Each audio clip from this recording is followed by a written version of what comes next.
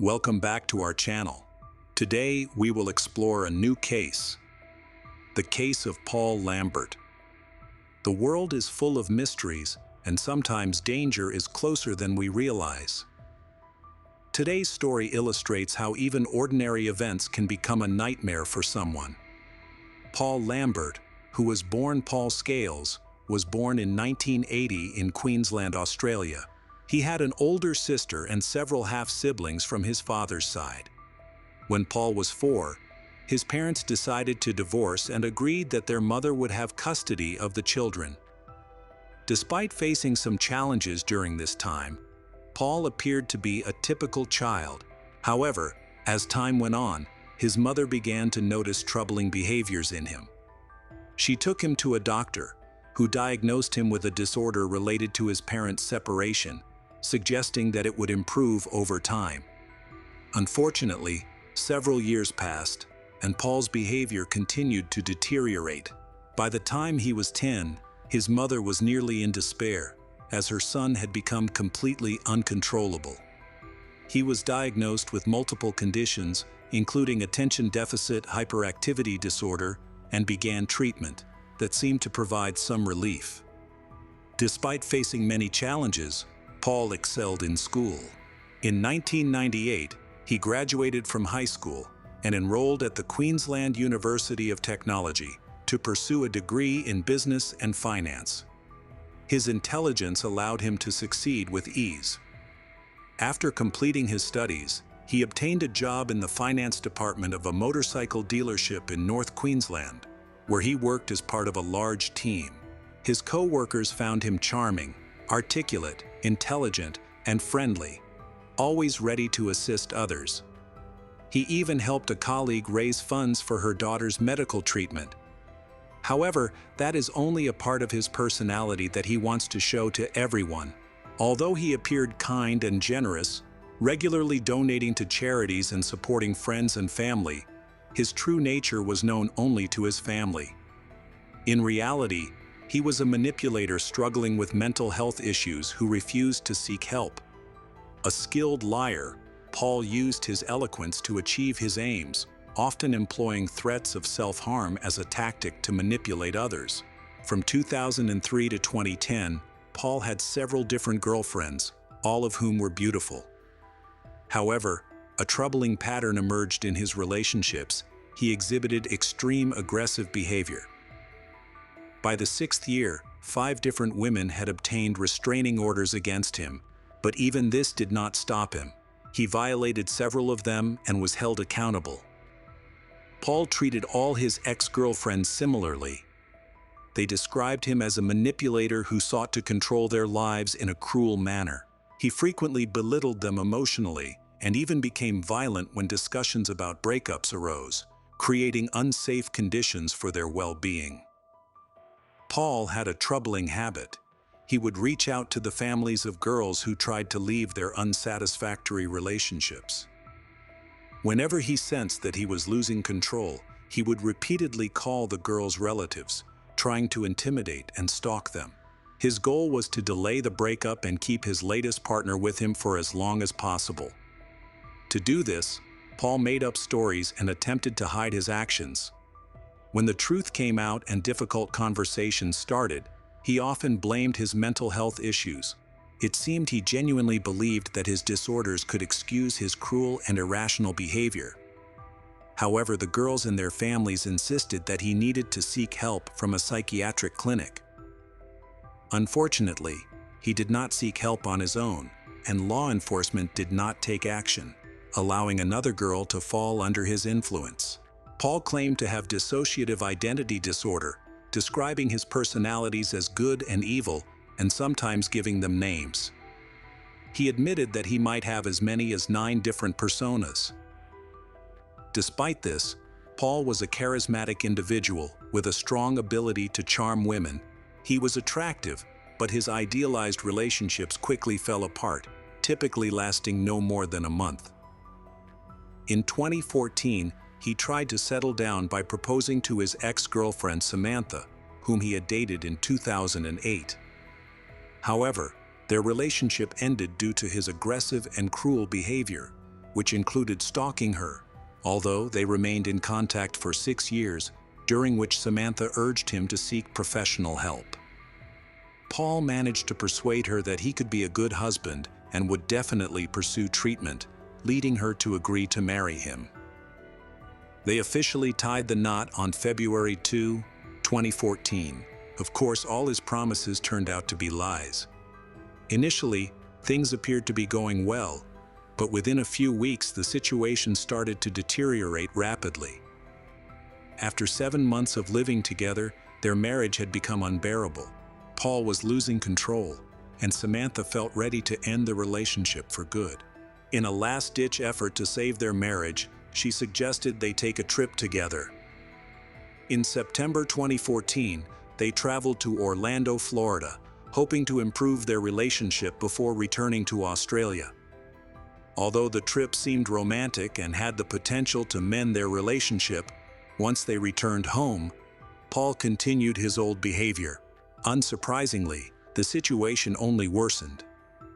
Then, Paul creates a profile on Tinder, presenting himself in the best possible way.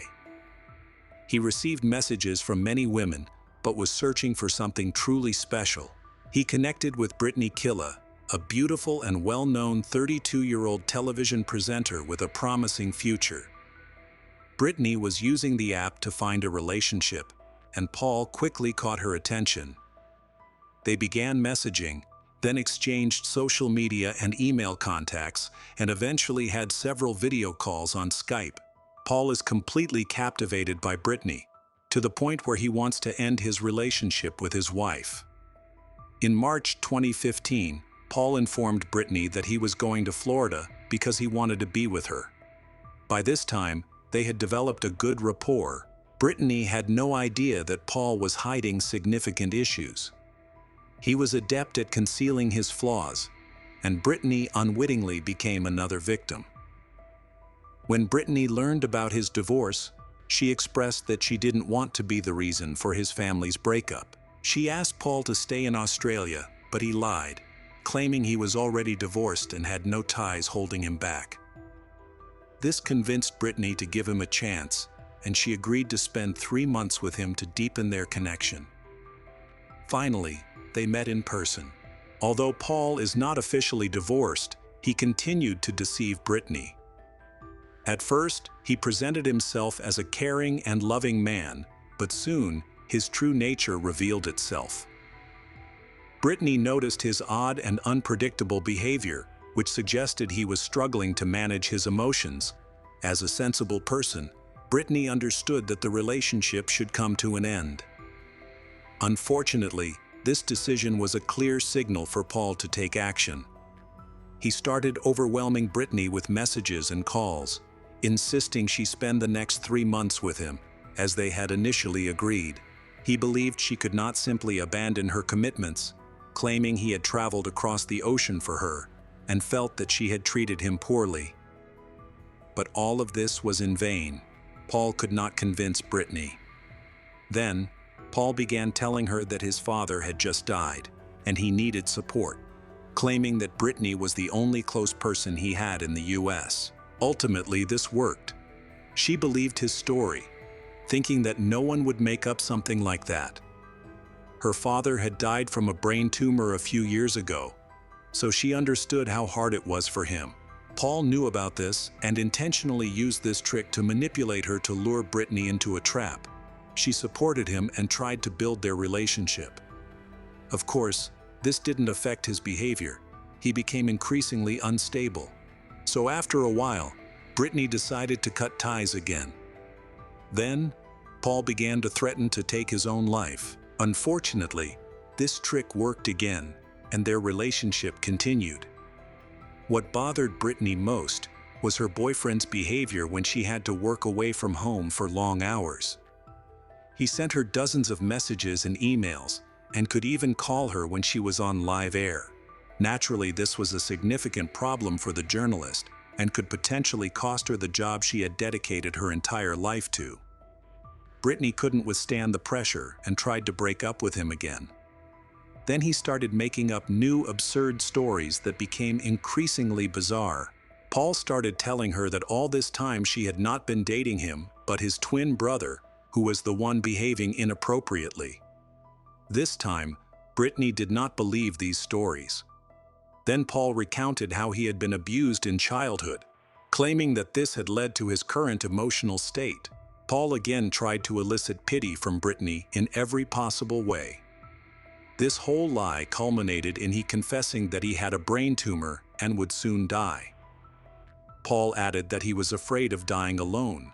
He was once again convincing enough for Brittany to believe him. All of this led to the continuation of their relationship. But Samantha lived in constant fear. She cried every day, and panic attacks began. During the day, Brittany was so tense that she felt constantly unwell. She planned to exit the relationship again, but Paul was prepared to keep her. He threatened to expose naked photographs of her. Now her career, which she had built her entire conscious life around, was at stake. Paul even started sending threatening messages on Brittany's social media, calling her a killer and hinting that he would take his own life if she broke up with him. As a result, Brittany was forced to delete several of her social media profiles. As a public figure, she needed to manage her social media presence to promote herself. Naturally, Paul was aware of this and willingly used it as a means of control. All of this could not continue indefinitely. Eventually, Brittany left him and contacted the police. Like all the previous women in this period, he actively bombarded her with compromising messages and stalked her wherever he could. She reported all of this to law enforcement, who took the case seriously. On May 11, Brittany sent a text message to Paul, warning him not to stalk her anymore and not to try to contact her through any means of communication. Then Paul sent 2 more letters demanding payment in exchange for stopping his harassment. In reality, Paul earned a decent living from extort money. He was very frugal, drove an old car, and rented a tiny, modest apartment. However, in the following days, Paul still showed no signs of stopping his bullying actions. It seemed he was still trying harder to cling to his victim. During this period, he began talking about his 9 personalities. Brittany was in shock and terrified, as she had never dealt with people suffering from dissociative disorders before. Thanks to Brittany's work through social media and television, Paul was able to easily gather information about her. He followed her through news broadcasts and publications. Paul began showing up near Brittany's home and workplace uninvited, and he was able to intimidate her to the point that it became increasingly difficult for her to go on live broadcasts. During those moments, she couldn't feel calm in front of the camera because of the overwhelming fear. Thanks to the lawyer hired by Brittany, Paul was arrested and charged with stalking and extortion. Eventually, he admitted to stalking but again claimed he was insane. During this time, Brittany learned that all of his stories about twin brothers and tumors were false. His father was actually alive and well. She was shocked by the extent of his deceit. Soon after, Paul was deported to Australia and banned from entering the US. After being forcibly sent back to his home country, he changed his last name to Lambert, his mother's maiden name. This seemed to be his attempt to clear his name, which had been tarnished by legal issues. When Samantha found out about his deportation, she contacted the police because she was worried he might try to come back to her since they were still married. As a result, the police issued a restraining order against Paul from approaching her. Despite this, Paul continued to harass her with calls and messages, but she chose not to respond. On February 22, 2016, Paul persuaded Samantha to go with him to a divorce lawyer to sign the divorce papers. She agreed, which turned out to be a grave mistake. During the ride, he began to insult her and threatened to crash the car so they could die together. When Samantha asked to be let out, Paul suddenly sped up, and in the panic, he hit her in the face. Fortunately, she managed to escape from the car and call the police. Paul was subsequently arrested and charged with kidnapping and assault. They finalized their divorce on June 19 of that same year. and Paul faced a Queensland court where he was sentenced to 10 months in prison. However, he was released on parole shortly after. Following his release, he was placed on 12 months of probation and had his driver's license suspended for 2 years. A few months later, he broke the terms of his parole again by moving to another state in Australia and starting a new job without informing his parole officer. Initially, law enforcement was unaware of his actions. Each time he was supposed to check in, he flew from state to state, pretending to live his previous life. It was later discovered that he had much more serious problems than simple depression. From August 2015 to May 2016, he attended numerous therapy sessions with a psychologist. During this time, his behavioral issues also came to the attention of psychiatrists. Although Paul was prescribed several medications, he refused to take them and eventually stopped seeing the specialist altogether. Shortly after his divorce from Samantha, Paul began using his favorite dating app and quickly met a new woman. This woman was Angela J., a 28-year-old doctor who had just finished her residency and worked at a hospital in Sydney, located hundreds of kilometers away from him in another state. Angela was also looking for a life partner after her own difficult divorce. Upon meeting Paul, she felt an immediate connection. They went on their first date, followed by several more, during which Paul acted calmly to win her over. Angela noticed they had a lot in common and eventually invited him to meet her family. While she seemed genuinely happy, her father sensed something was wrong within minutes of meeting Paul. He warned his daughter that this man would bring trouble, but sadly, his warning went unheeded. Angela and Paul had an agreement. She would focus on her career and not be disturbed during the weekdays while working at the hospital, and they would meet on weekends. Initially, everything went well, but soon Angela began to feel uneasy. She sensed that someone was watching her, and discovered that someone had entered her home without permission while she was at work. Paul started to act increasingly provocatively, prompting Angela to end the relationship. When she shared this news, Paul cried and resorted to his usual tactic of threatening self-harm. When she tried to set boundaries, Paul revealed that he had a personality disorder. He escalated the situation by inventing a fake friend named Dan, buying a phone for this imaginary friend, and using Dan to manipulate Angela further, claiming that he was end his life due to her desire to break up. This made Angela feel guilty. Eventually, she agreed to spend some time with him, feeling pressured by her professional ethics as a doctor who wanted to help. Angela made it clear that she only wanted to support his recovery and did not wish to pursue a romantic relationship, which seemed to satisfy Paul. Then, Angela had invited him to a reunion, and when they met, she reiterated that they were just friends. Throughout the evening, Paul acted unpredictably, even stealing Angela's handbag with all her belongings.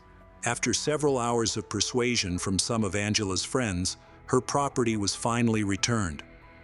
Angela's sister came to her aid just in time and helped her escape. By morning, the sisters reached out to the police because they had received threatening messages overnight. Initially, the police did not take action, even though they were aware of multiple similar crimes committed by Paul. He had violated 5 restraining orders and the terms of his parole, along with committing various other offenses. The next day, Paul rented a white Corolla hatchback and went to a hardware store to buy a utility knife, an axe, and 2 rolls of tape.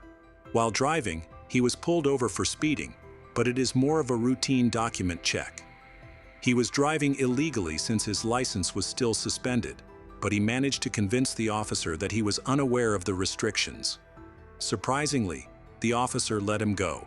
That evening, Paul met Angela at her doorstep, right after she returned from visiting her sister.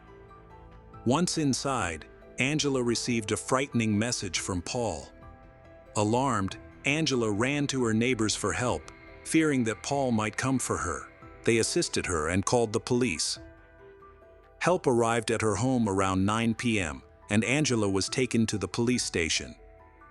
After explaining the situation regarding Paul, a criminal case was opened. Following the police's advice, Angela decided to stay with her relatives for safety. She asked the landlord to change all the locks. To protect herself, she kept knives all over her house so she can quickly defend myself in case of attack. Meanwhile, Paul was near her house, hiding from the police and attempting to buy a weapon. Paul went to a weapon shop but was unable to purchase one due to his suspended license. Later, he returned and asked to buy a hunting knife, which he was given. That same day, he rented a room in a hotel directly across from the hospital where Angela worked. After that, he sent a message to the entire family saying he was going to end his life. However, his relatives, who had tried to help him for many years, were exhausted by his constant lies and stopped responding to such comments. On November 2, Paul returned to the hardware store and bought a crowbar, a hammer, and several zip ties. When Angela came home in the evening and went to her bedroom, Paul suddenly jumped out of the closet and attacked her with a knife. He covered her mouth with his hand, leaving her unable to fight back. However, Angela managed to stall him by asking to go to the bathroom. Terrified, she decided to try to escape. Unfortunately, Paul quickly caught up with her and began stabbing her. The first strikes hit her legs, followed by 11 wounds to her chest and arms. Despite her injuries, Angela somehow managed to get up. Paul then poured gasoline on her and even into her mouth, but she refused to give up and screamed for help. Fortunately, a neighbor walking his dog heard her cries. Realizing what was happening, the neighbor grabbed a crowbar from his work vehicle and rushed to her aid. Angela seized the opportunity to slip out of Paul's grasp, causing him to slip on a puddle and fall. This gave her crucial seconds to escape, and the neighbor helped her reach his house, where his wife called for help and tended to her bleeding wounds as instructed by Angela. Finally, Angela was taken to the hospital, and the police began searching for Paul. However, he had already disappeared by that time. Remarkably, around 7:05 a.m., while Angela was being transported to the hospital, Paul called her. Instead of speaking with her, he only heard the furious shouts of the neighbor who had rescued her. Paul hung up and called his mother. During this call, he told her he intended to take his own life and asked her to apologize to Angela on his behalf. She didn't believe him and hung up. He then called the police, speaking about harming all the women he had known. He claimed he couldn't control himself and that they would be in danger as long as he was alive. The police tried to convince him to turn himself in, but he simply hung up. Thanks to this call, the police were able to track Paul's location. He was traveling along the eastern coast of Australia. A chase began at 9:15, but Paul was driving so recklessly that the police had to stop the pursuit. They set up spike strips on the road, which successfully halted his vehicle. Paul exited the rented car with a knife and ran down the road until he encountered 3 officers. Although the officers had their weapons drawn, Paul showed no intention of surrendering. He was blinded by a powerful flashlight, which only made him more aggressive. Meanwhile, the police attempted to negotiate with him, urging him to give up, but he seemed intent on dying. Paul even shouted, asking what he needed to do for the officers to open fire. They attempted to calm and distract him, but one of the police officers approached from behind and fired a taser. Unfortunately, the taser failed to make contact because Paul was wearing thick clothing. This infuriated Paul, who then menaced the officers with a knife. Suddenly, multiple explosions rang out from all directions. At 9:37, 36-year-old Paul was shot and killed. His wife was informed of the incident, but she was unable to cry or feel upset. Angela was in the hospital at the time. She had been saved and was not in danger of losing her life despite suffering 11 stab wounds. Upon hearing that Paul could no longer harm anyone, Angela felt a sense of relief. Many women who had been victims of stalking experienced varying degrees of depression and post-traumatic stress. but ultimately, they all managed to rehabilitate and recover. It was here in 1985 that Captain Gary Eastburn lived with his wife Catherine and their 3 daughters, about 10 minutes from the base where he served. Shortly before the events in question, Captain Gary received a promotion, which required him to undergo training at officer school. Consequently, he had to leave his family for a while, attending officer school in Montgomery, Alabama, for about 10 weeks. This was an important step, as the family was planning to move to England, where Gary could serve in the Royal Air Force. Gary had a strong marriage that lasted for 10 years, and they kept in touch while separated. However, on Saturday, May 11, 1985, Gary tried to call his wife several times, but to no avail. He took advantage of several breaks to call but never received an answer. Finally, he reached out to one of his friends who remained on Fort Bragg and asked him to check on his wife. The man did so, but when he knocked on the door, no one answered. He couldn't wait forever, so he simply left Catherine a note, asking her to call her husband back as soon as she could. While shining a flashlight and walking around the house, the friend accidentally woke up a neighbor named Bob Seafelt. When Gary called Bob, he mentioned that he had no idea what was going on with Catherine, but everything seemed strange. After a fitful night's sleep, Bob woke up the next day, with troubling thoughts swirling in his mind. He noticed that a stack of newspapers had piled up near the neighbor's door and realized he had last seen Catherine leave for the store on Thursday. Bob went to the neighbor's door and knocked, but no one answered. Listening closely, it seemed to Bob that he could hear a child crying inside. Knowing the family well, he assumed it was the youngest daughter, who was about 2 years old at the time. Concerned about the situation, Bob called the police at 12:53 p.m. and asked them to check on the family. When the patrolman arrived at the scene, they began the standard procedure and shone his flashlight through the windows. They saw the baby in a crib, appearing pale and emaciated. Despite the protocol the officer needed to follow, they instinctively felt that something alarming had occurred. A patrolman immediately cut through the window screen and entered the house. Upon entering, he saw the baby girl, who was alive but in dire condition. Later, authorities reported that a few more hours in that house could have been fatal for her. After handing the baby over to his partner, the patrolman returned inside the house, checking the rooms with his weapon drawn. In the main bedroom, he discovered the lifeless body of 3-year-old Erin Eastburn. A pillow covered the child's face, and it was apparent that her throat had been cut, with her head nearly severed from her body. She lay on the floor next to her parents' bed, where Catherine also lay. A pillow covered Catherine's face as well. When the officer removed it, he saw that her throat was cut, she was naked and had suffered multiple stab wounds, indicating she had been abused. The scene was horrifying, with blood everywhere. The patrolman ran outside, trying to catch his breath, when he was reminded that the family had 3 children. They still needed to find one more child who might be alive and in danger. He returned to the house, found Kara, but there were no signs of life. The 5-year-old had died in the same manner as her mother and sister. When the investigation began, detectives quickly noticed that a similar crime had occurred 15 years earlier involving a military family, the MacDonald family, who were killed in a similar fashion. This crime was committed by a military man, a husband and father named Jeffrey. Numerous coincidences were found in the handwriting of the criminals and the circumstances of these 2 murders, suggesting that they could have been committed by the same person. However, at the time of the massacre of the Eastburn family, Jeffrey MacDonald was already behind bars and could not have been involved in this crime. Rumors spread quickly, leading many to believe that Jeffrey MacDonald could have had an accomplice or an imitator. Forensic experts found blood all over the house, as well as clear traces of cleaning in some places, indicated by X stains of blood. It was obvious that the criminal had tried to clean up but left even more traces. Using luminol, investigators could see that the marks had been erased on the bathroom door handles. Likely, the perpetrator used a towel that had been thrown into the laundry basket. The crime was believed to have been committed between 8 p.m. on May 9 and 3 a.m. on May 10, 1985. As it turns out, the last person to see the family alive was the nanny, Julie.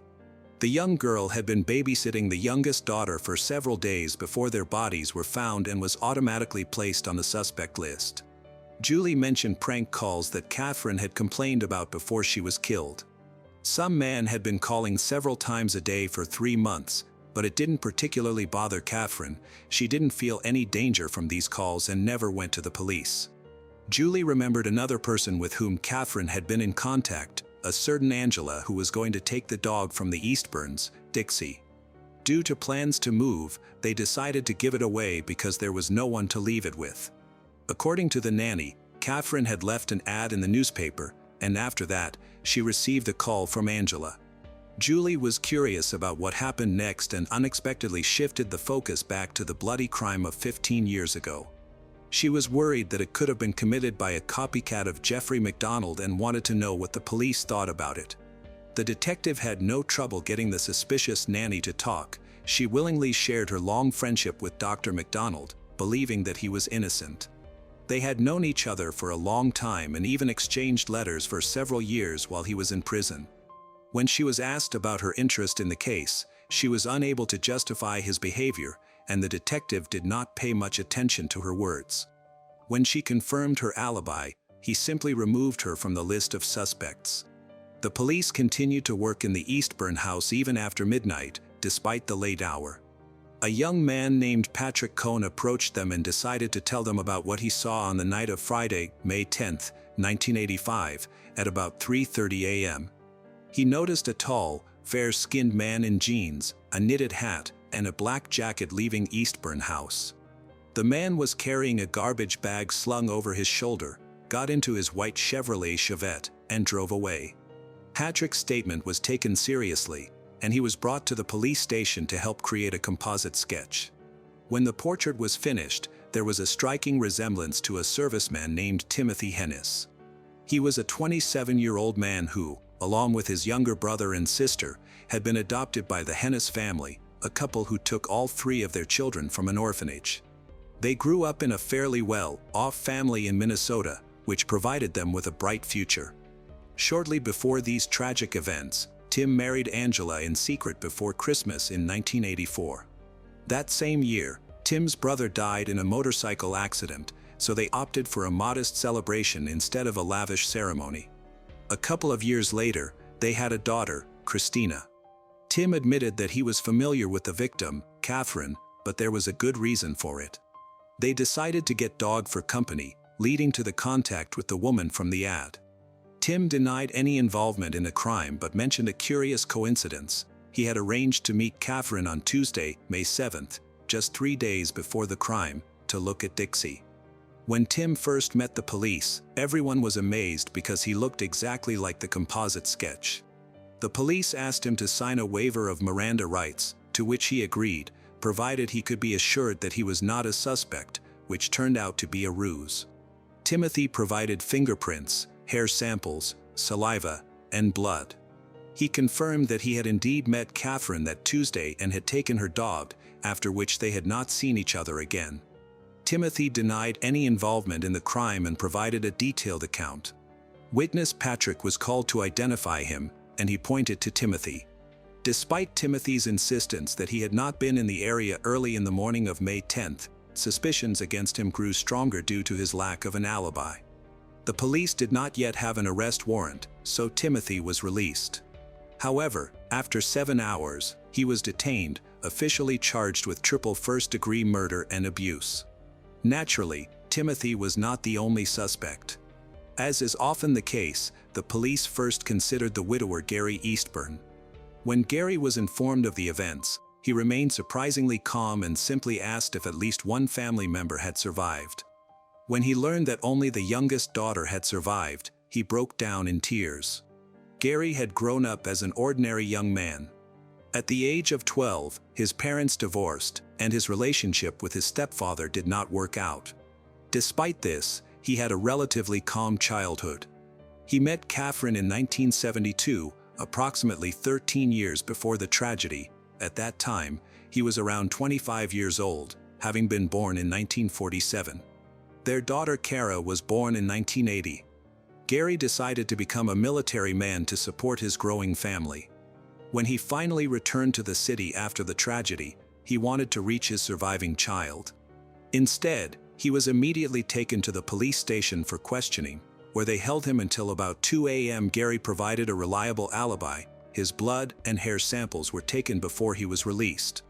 He was able to see his daughter late at night. She was in serious condition and did not even recognize him. Afterward, he went into their home to see what was missing. Gary had no idea who could have attacked his wife and children. They had no obvious enemies, but he remembered several prank calls that had started a few months before he left for training at officer school. The caller addressed Catherine by her first and last name, but no one paid attention to it at the time. Everyone thought it was just teenagers playing around, so no one raised the alarm. Now, in light of the tragic events, the calls seemed more suspicious. However, they could not be tracked due to a lack of technology at that time. After inspecting the house, the police reported that a metal safe containing important family documents was missing, along with $300 in cash that had been set aside for Christmas and Catherine's wallet with bank cards. This provided valuable clues. The ATM was identified, and it turned out that a transaction was made using Catherine's card. It was used shortly after the murders, including a transaction on May 11th. Detectives found a witness who provided a description of the man who came at night to withdraw cash, and this description exactly matched Timothy Hennis. In addition, she saw a white car belonging to Timothy. At this stage, the whole city already knew about the crime and the main suspect. Other witnesses also came forward. Timothy's neighbor saw him burning something in his backyard the day after the murder, likely getting rid of evidence. A local dry cleaner reported that Timothy had brought them a black jacket right after the crime. According to the description, it resembled the clothing that the witness Patrick had described.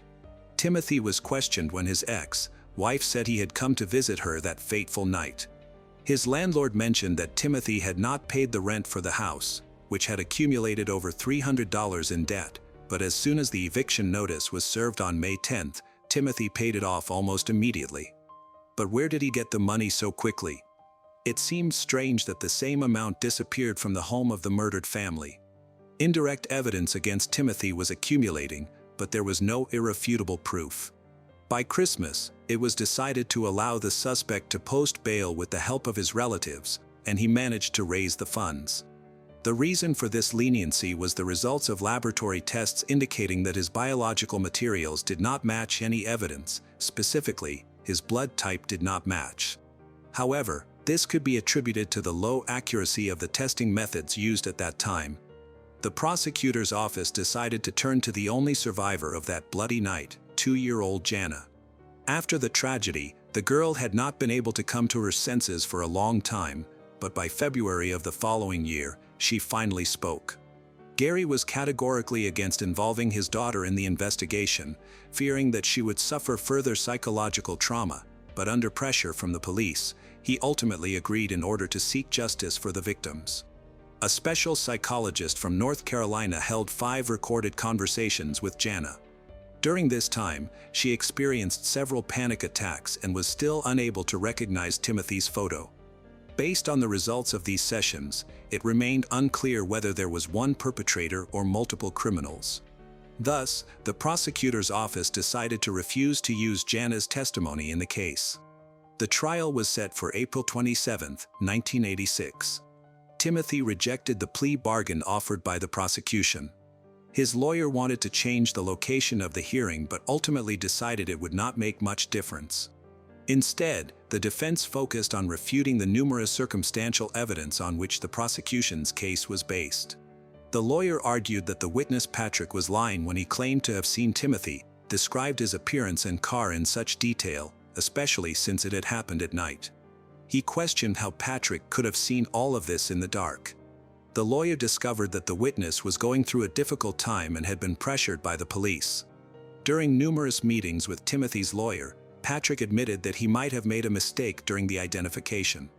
The more he talked with the defense, the less certain he became about having seen Timothy on the street that night. On the day of the trial, the lawyer tried to get Patrick to admit that he had participated in the identification under pressure from detectives, but he did not. The defense discovered something even more significant. During the investigation, The police had gained access to the Fort Bragg duty log, which showed that Tim was on duty at the time of the crime, but this page mysteriously disappeared during the investigation. The lawyer believed that the detectives had intentionally torn out this page. Now, the defense attorney pressed this fact, interpreting the police's behavior as an attempt to convict an innocent person by destroying evidence of his innocence. Timothy's family was away at the time of the crime. The prosecution proposed a theory that Timothy had taken advantage of his wife's absence to start a romantic relationship with Catherine and visited her home on that fateful evening. However, Catherine rejected his advances, which angered him, leading him to kill her and her 2 children. The discussion then turned to the bank card. It was determined that the payment method had been used at 2:52 a.m. on May 11th when the defendant was on duty. Although this could not be confirmed, there was reasonable doubt that Timothy could have used it. Even though there was still no confirmed alibi for the night of the crime, the lawyers systematically managed to destroy the majority of the prosecution's arguments and raised doubts among the jury in order to convince them of Timothy's innocence. The prosecution presented frightening photographs from the crime scene and autopsies of the victims, about 100 photographs, which were included in a slideshow that lasted more than an hour. The tension in the courtroom was palpable. Despite the defense attorney's desperate attempts to convince the jury of the defendant's innocence, on July 4, 1986, Timothy Hennis was found guilty on all counts. The defense attorney believed that the main reason for this verdict was their failure to insist on a change of venue. He felt that his job was not finished since Timothy was sentenced to death, so he focused on saving his client's life. Interestingly, just a few days after starting his sentence, Timothy received a postcard in prison signed by Mr. X. In it, a mysterious stranger claimed responsibility for killing Timothy's family and apologized for Timothy serving time for his crimes. Mr. X admitted that he had left North Carolina and had no intention of returning. Timothy informed his lawyer about the postcard. Later, it was used at the retrial, but at the time of its receipt, the prosecutor dismissed it as a forgery. During this period, Timothy's parents rallied around him. Despite their divorce, they made every effort to save enough money to pay for his defense. The Supreme Court of North Carolina was approached, and the lawyers cited bias, arguing that the jury had been provoked by the photographs. The defense insisted that nearly 100 gruesome images from the massacre were guaranteed to elicit a negative reaction from the jury. Despite the lack of irrefutable evidence against Timothy, it came to light that several detectives who led the case were nearing retirement. The lawyers believed they simply did not want to leave behind an unsolved crime of such magnitude and were seeking a scapegoat, which they considered Timothy Hennis to be. The defense successfully secured a change of venue to Wilmington, a coastal town located 100 kilometers from Fayetteville. The new prosecutor agreed to this change without hesitation, confident in the prosecution's tactics, but the defense was well prepared and closed all loopholes except for one. There was still no reliable confirmation of the defendant's whereabouts on the night of the murder. The defense aimed to discredit the prosecution's main witness, Patrick, in court. During the interval between the first and second trials, Patrick had committed several minor offenses, including driving without a license. When stopped by the authorities, he advised them to contact the district attorney since he was a witness in the Timothy case. The lawyers believed this statement practically indicated that he had received a bribe from the very beginning. More thorough examinations of the collected evidence refuted the case against Timothy. The shoe prints found inside the house were 3 sizes smaller than his. There was blood on a towel in the bathroom, as well as other traces that did not match his profile. The defense presented a black jacket to the judge that was tested for bloodstains. Even the hair found on Catherine's body did not belong to Timothy. In this context, the numerous circumstantial pieces of evidence that the prosecutor's office had used in the first trial appeared less convincing during the retrial. The prosecution attempted to challenge all the defense's arguments with their own versions, but none of this was compelling in light of the thorough preparation from the defense. 2 days later, the jury found Timothy not guilty on all counts. It is noteworthy that during this hearing, only a few photographs from the crime scene were shown, as opposed to the 100 images in a lengthy slideshow during the first trial. 3 years later, Timothy was released from death row. He re-enlisted in military service, served in Saudi Arabia and Somalia, and then returned to the United States. In 1998, Timothy and his family settled in Fort Lewis, Washington. In 2004, he retired from the Army and took a job at a waste processing plant. He also became a Boy Scout leader. Meanwhile, widower Gary followed his plan and moved with his surviving daughter to the UK. In 2009, he served in the Royal Air Force, after which he married a nurse. In 2009, after leaving the Air Force, Gary returned to the US and settled in Washington. Subsequently, legislation was amended to prohibit retrials for individuals already convicted twice of the same crime. Disagreements arose on the basis that during the first trial, Timothy was in military service, thereby placing him under a different jurisdiction. This left the state in limbo, although it did not exclude the possibility that he could be brought to retrial. Despite such situations being rare in the state's judicial practice, they did not return to the case for almost 20 years. It seemed that life was improving, but the case of the triple murder remained unsolved. Finally, in 2006, a detective investigating particularly brutal murders decided to test the DNA materials collected from the body of Catherine. However, the only information the laboratory could provide at that time was that the collected samples belonged to a light-skinned individual. By 2010, the laboratory in North Carolina became embroiled in a significant scandal. It turned out that over the past decade and a half, the state crime lab systematically concealed or manipulated evidence to ensure convictions. This was revealed in at least 230 cases, 10 of which resulted in the wrongful conviction of innocent people sentenced to death. 3 of them even received lethal injections and were deprived of life. The DNA in the Eastburn case was retested, and the examination showed that the materials from the crime scene in the archive matched those of Timothy Hennis. In light of such convincing evidence, his trial was reopened for the 3rd time. Timothy hired the best military lawyer named Frank Spinner to lead his defense team. The lawyer attempted to tarnish the reputation of the victim, Catherine, by alleging that she was promiscuous with Timothy, hinting that that was why his DNA might have turned up in her home. Timothy argued that she was unfaithful to him and that the real killer was an individual named Mr. X, who had written a postcard to him while he was in prison.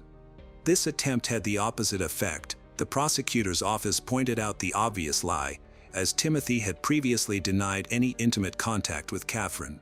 He later claimed that he initially did not disclose the affair due to fear of exposure.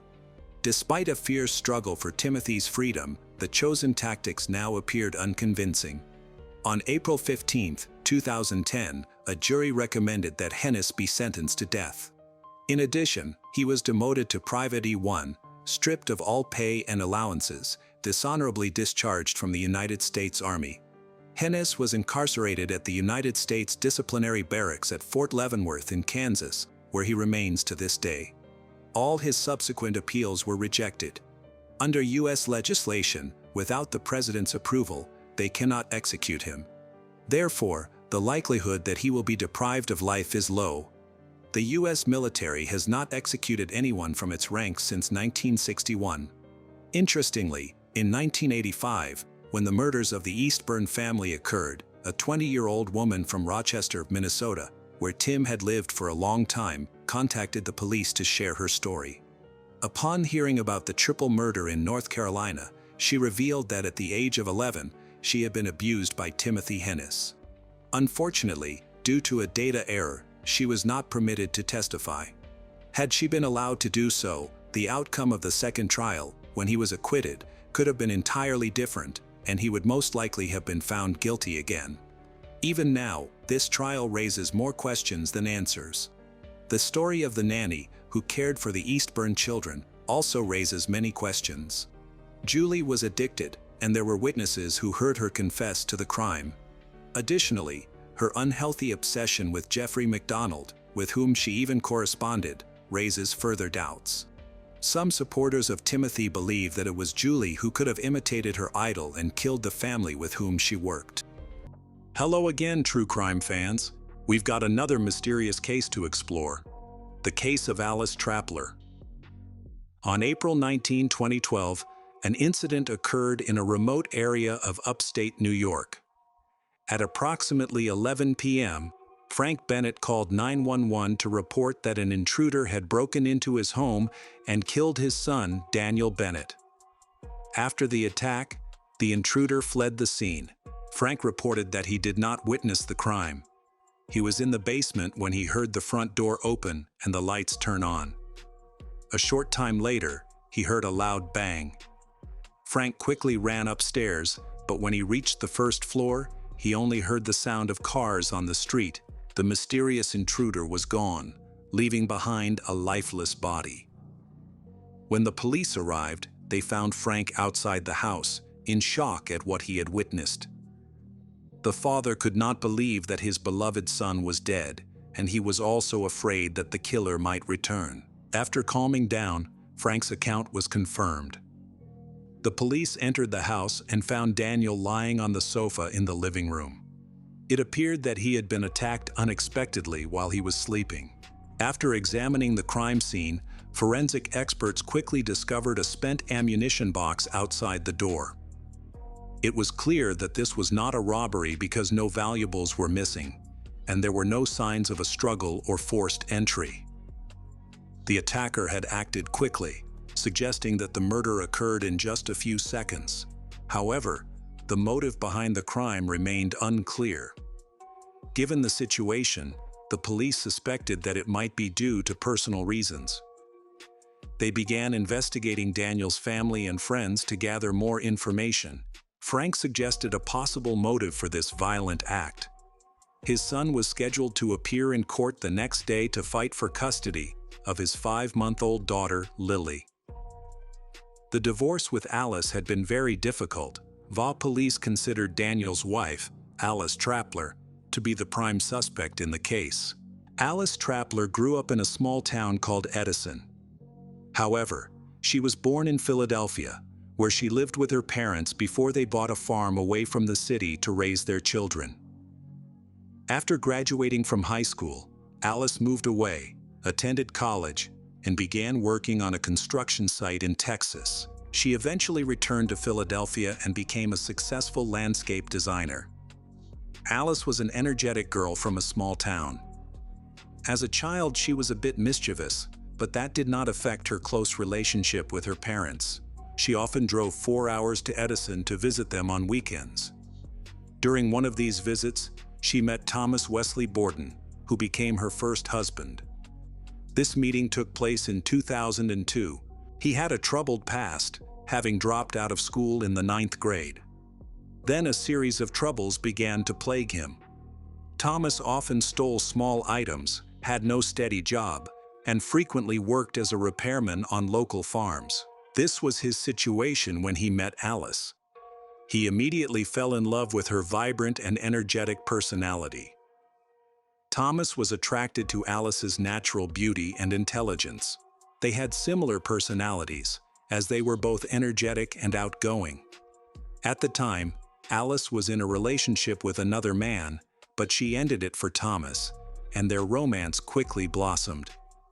Within 6 months, they were married and moved to Philadelphia, where Alice owned a house.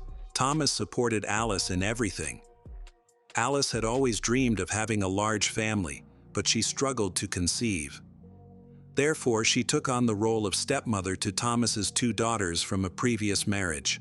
However, after only a few months of living together, Alice realized that she did not truly understand Thomas and had rushed into the marriage.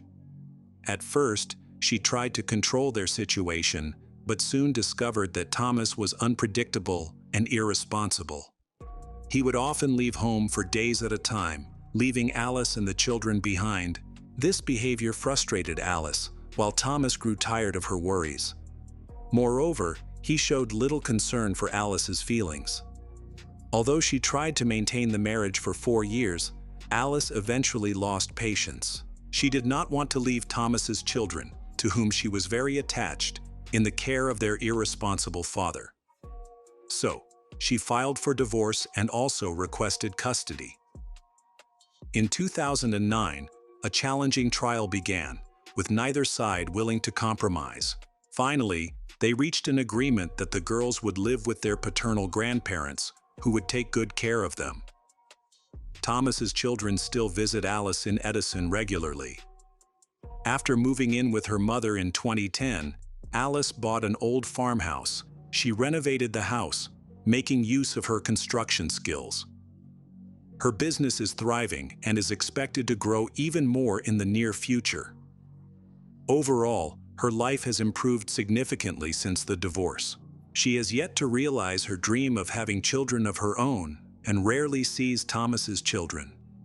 Living alone has become boring for her. Her life changed dramatically when a new man, Daniel Bennett, entered her life. They met online in late 2010.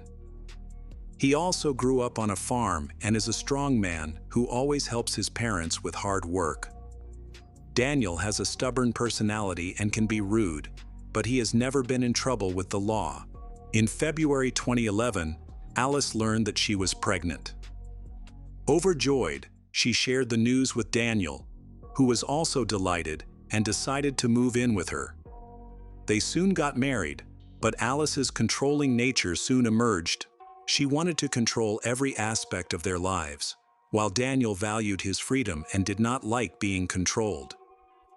This led to frequent minor disagreements. These conflicts escalated, resulting in increasingly irrational arguments over small issues, which left Daniel frustrated. Just 6 months after meeting, the couple decided to split after Alice hit Daniel over the head with a coffee pot. He moved out, calling her crazy, and returned to live with his parents.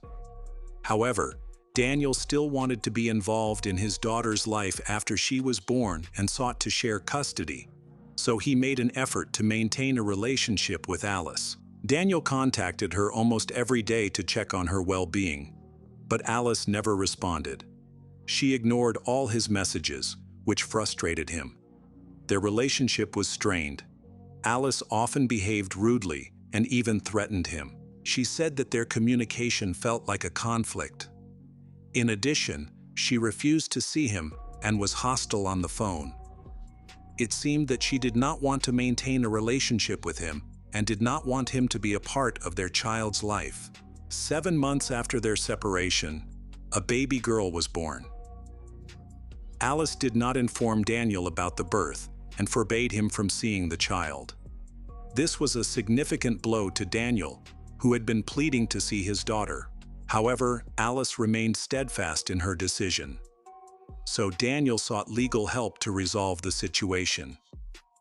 According to the lawyer, the mother had no right to deny the father access to his daughter, but to prove this, a trial was necessary. Consequently, Daniel filed a lawsuit in family court to gain access to his child. The proceedings could be lengthy.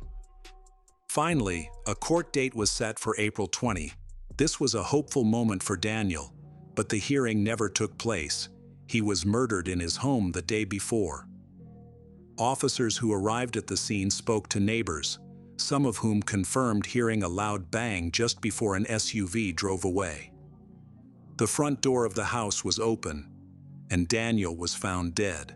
The only evidence was a spent 12-gauge cartridge case. A ballistics test is pending, which may provide further clues.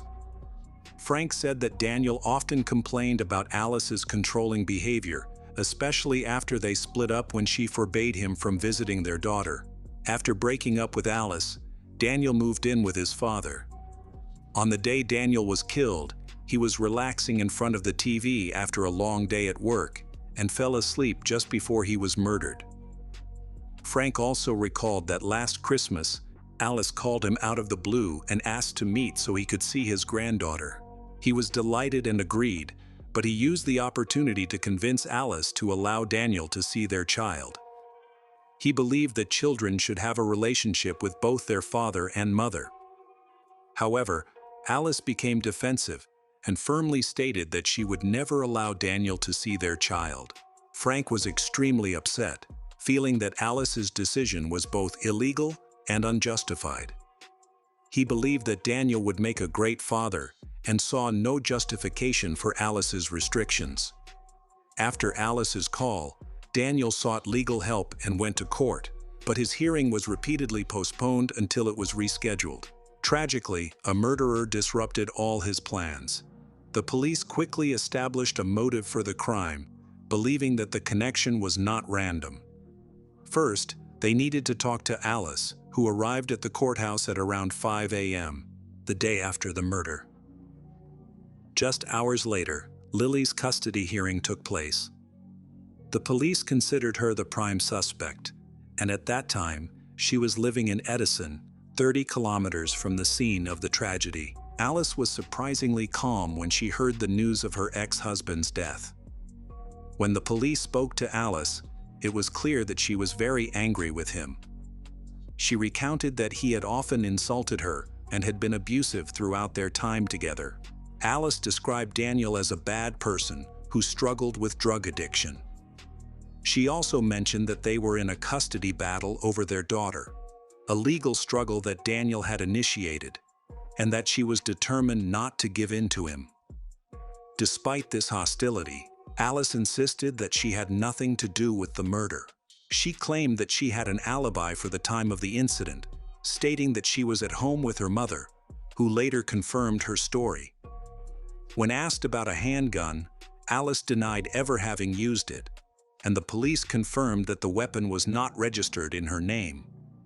However, this did not eliminate her as a suspect, as she could have purchased the weapon illegally, and her alibi was not entirely reliable.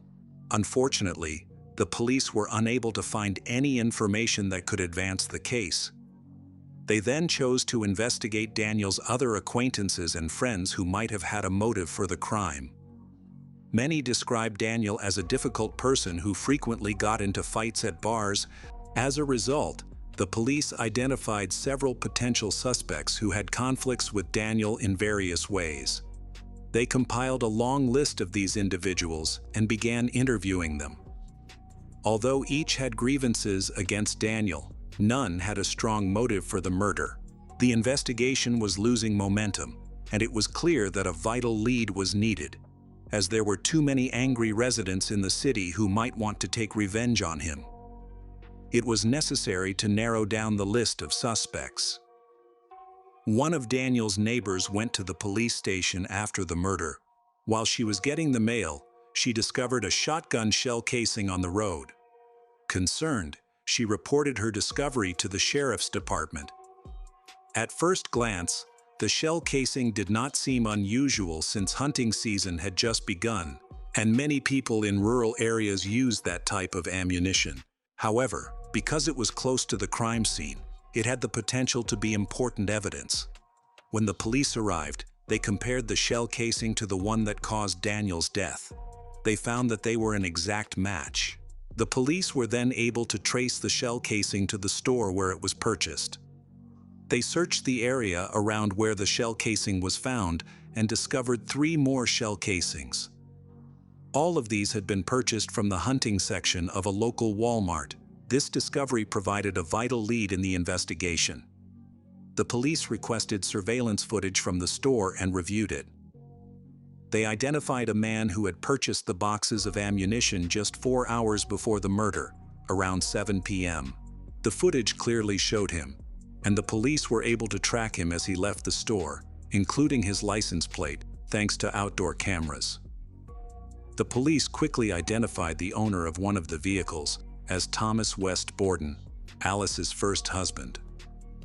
While this footage was not enough to convict him, it was a clue for the police to investigate Thomas further. They had 2 main suspects, Alice and Thomas. It was likely that they had planned to kill Daniel together. While Thomas could be considered a potential perpetrator or accomplice, the only evidence against him was the purchase of the ammunition. Alice was not officially considered a suspect because she had an alibi confirmed by her mother. The GPS on her phone showed that she was at home, but the seasoned police officer suspected that she might be the mastermind behind the events. The police contacted Thomas, asking him to come to the station for questioning without providing a specific reason. They hoped to indirectly confirm their suspicions through him. However, Thomas informed the police over the phone that he was out of town at the time of the call.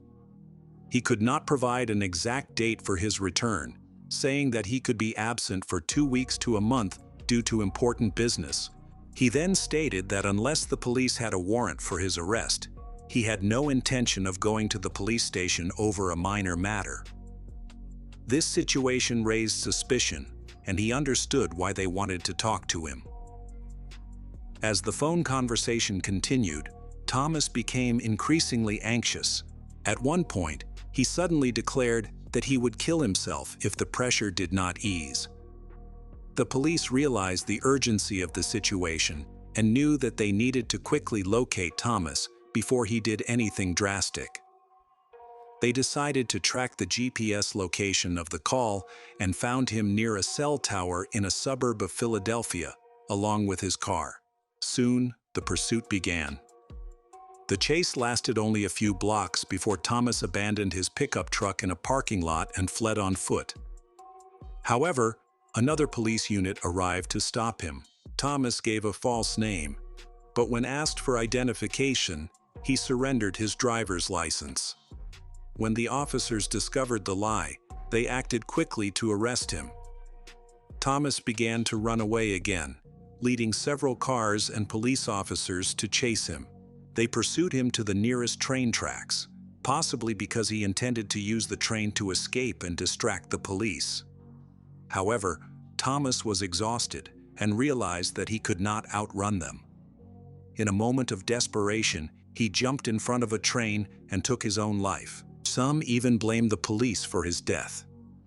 This development left the police without their only lead regarding Daniel's murder. In their desperation, the police decided to talk to people who had interacted with Thomas in the days before his death. Thomas's half-brother Nathan Hand lived with him. Shortly before Daniel's murder, Thomas had moved in with Nathan, and they spent a lot of time together. During this period, Thomas rekindled his relationship with Alice and felt happy, as he had struggled to cope with their breakup. He had hoped to reunite with her, so he agreed to resume contact. However, Nathan suspected that Alice had an ulterior motive for returning to Thomas. Nathan said that just before the incident, Alice had made a request regarding Daniel. For the sake of the person he loved, Thomas agreed to everything and followed Alice's instructions. Nathan recalled that at around 8 p.m. on April 19, Thomas returned from Walmart and quickly began preparing for something important, saying that he would confront Daniel at Alice's request. Nathan observed that Thomas was wearing camouflage pants, a dark shirt, and a mask. When asked about his plans, Thomas insisted that he would confront Daniel. Nathan tried to dissuade him, but to no avail. Thomas asked Nathan to drive him to Daniel's house. During the drive, Thomas revealed that he not only intended to beat Daniel, but also to kill him. He was determined to get rid of Daniel once and for all. Despite Nathan's attempts to convince him otherwise, Thomas also mentioned that this plan originated with Alice. He kept in touch with her throughout the evening via phone and text messages. When they arrived at Daniel's house around 11 p.m., Thomas retrieved the weapons from the trunk of the car. He claimed that Alice had given him the weapons for this purpose and that he had purchased the ammunition.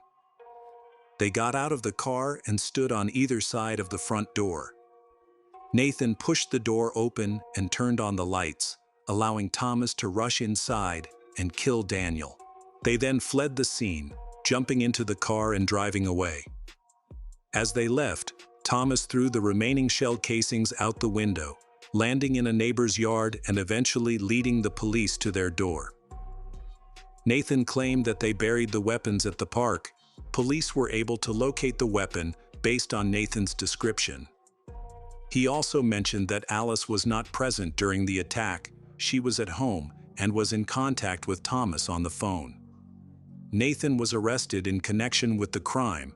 On April 24, a deputy sheriff visited Alice's home, and she denied any involvement in the crime. In 2013, Alice went to trial for the murder of Daniel Bennett. She was charged with multiple crimes, facing a possible sentence of 15 years to life in prison. By this time, Thomas, the real perpetrator, was dead. The prosecution argued that he was just a pawn controlled by the real mastermind behind the crime. They believed that Alice had planned and manipulated Thomas into carrying out the act. The prosecution gathered a significant amount of evidence that linked Alice to the crime. Evidence included correspondence between her and Thomas discussing the case, as well as surveillance camera footage showing Thomas purchasing ammunition. Additionally, Thomas's half-brother Nathan confirmed Alice's involvement in the crime. Nathan Hand reached a plea deal to shorten his sentence by pleading guilty to manslaughter in exchange for helping to solve the case, resulting in a 9-year prison sentence. The defense attempted to exonerate Alice, acknowledging her hostility toward Daniel. They argued that the situation was an act of self-defense, claiming that Alice had endured domestic violence for 6 months. They asserted that Alice, a victim of violence as a child, was determined to prevent her daughter from experiencing the same, which explained her strong opposition to sharing custody with Daniel. After deliberations, the jury unanimously convicted Alice Trappler of premeditated murder. She was sentenced to 25 years in prison. Throughout the trial, she remained calm, showing no remorse or emotion. Alice expressed dissatisfaction with her 25-year prison sentence and filed several appeals, all of which were rejected. Shannon Graves was born on November 4, 1988, in Ohio, USA. She was raised by her mother, a single mother. Everything changed when her mother met Ronnie DePaul, who became a father figure in her life. Ronnie treats her like his own daughter, and she quickly takes a liking to him. She was known for her kind heart and loving nature. In 2016, Shannon proudly earned her cosmetology license, marking a new beginning after a challenging childhood. Her friends affectionately called her Star, recognizing her free spirit, honesty, and selflessness. However, Shannon's compassionate nature sometimes led her to make poor choices in relationships. Following her mother's death, she struggled with substance abuse. Her close friends observed that she often fell for the wrong men, whether due to bad luck or her attraction to rebellious personalities. Despite these challenges, Shannon was determined to take control of her life. Her professional achievements filled her with hope for a brighter future. Unfortunately, Shannon's intuition was wrong when she became involved with Arturo Novoa. He is of Puerto Rican descent, charming and passionate about music, but he is also very secretive about his life. This secrecy likely stemmed from his lengthy criminal history, which began in 2004 with arrests for assault and property damage. A few months later, he faced charges of escaping from prison and obstructing public service. In 2006, he was charged with felony fleeing after a police chase, followed by aggravated arson charges. After serving his prison term, he was arrested again for trespassing in 2008 after being evicted from his residence. In 2010, he faced additional charges related to weapons and unlawful entry. Court records indicate that he was a man addicted to criminal activity and made a living by illegal means. When Shannon and Arturo began dating in the summer of 2016, everything seemed to be going well. She introduced him to her family and started spending more time at his home. That same year, she got a puppy, which brought her joy and companionship. During the holiday season, she celebrated with her family, enjoying food, laughter, and gift exchanges. This gathering would unknowingly be the last time the family would be together. 2 months later, while with Arturo, Shannon briefly encountered her sister, Debbie DePaul. They discussed Debbie's upcoming birthday in March, for which Shannon was already making plans. However, when the day came, she did not attend, an unusual absence. Initially, her family thought she was just busy and would arrive later, but she never came. Alarmingly, she did not call or send a message, not even to wish Debbie a happy birthday. When she also missed the Easter gathering the following month, concern grew. As time passed, her family's anxiety increased.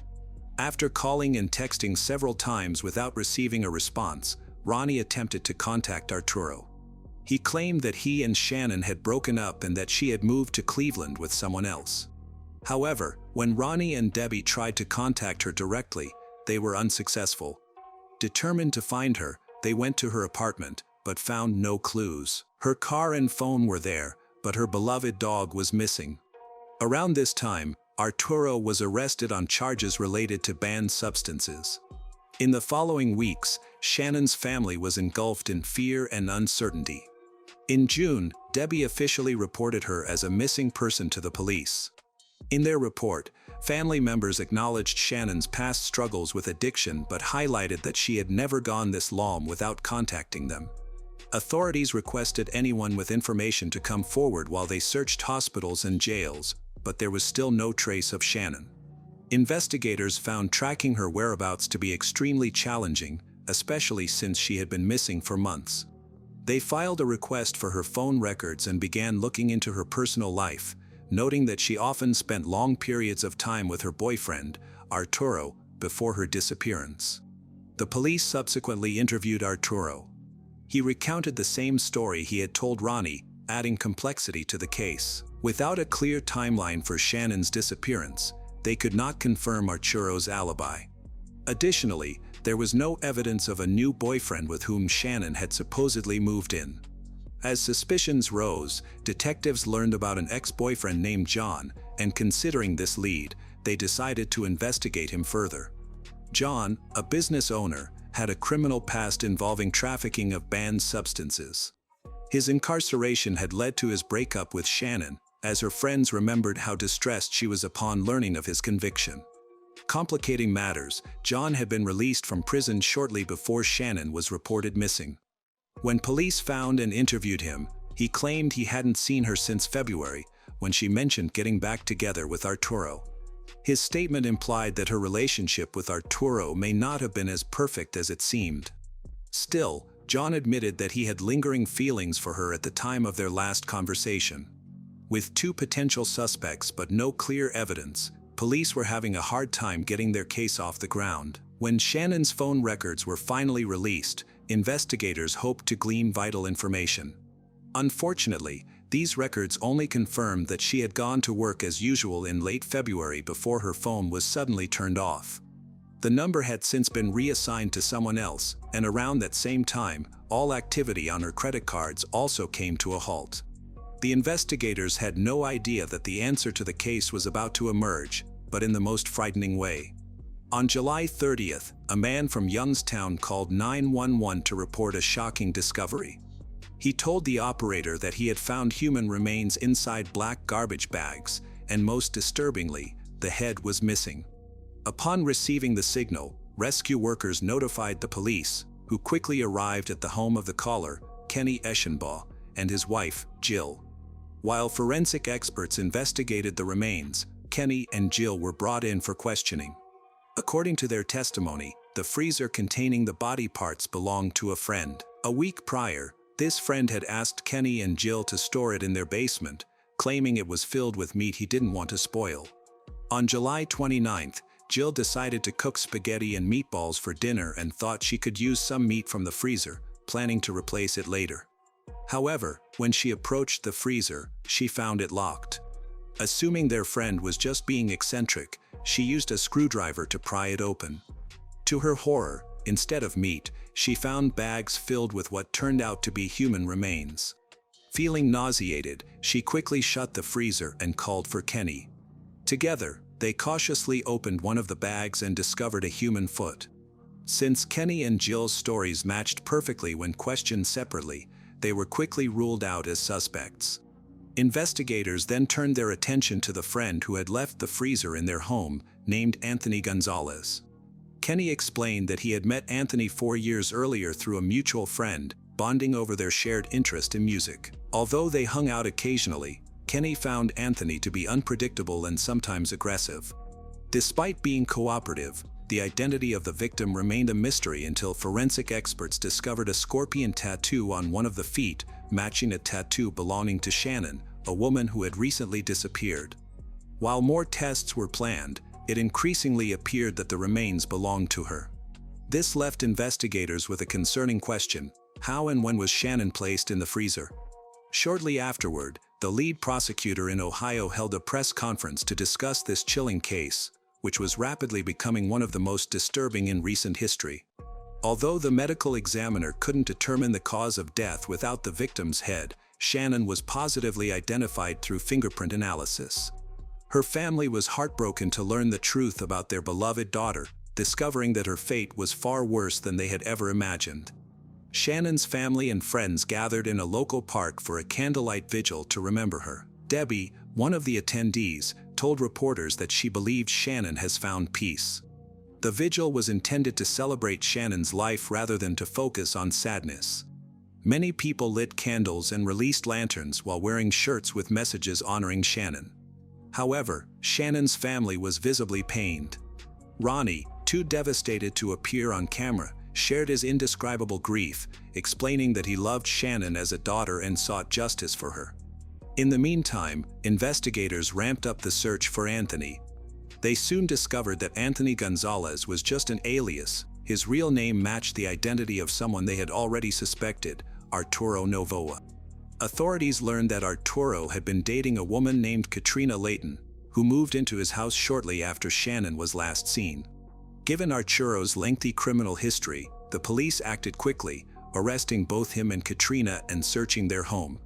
The police found red stains on the walls, a knife, and a manual for the freezer where Shannon's remains were located. Kenny, who previously believed his friend's name was Anthony, was shocked to learn Arturo's true identity. He wasn't the only one confused. Arturo often used different names, possibly to conceal his past involving activities related to banned substances.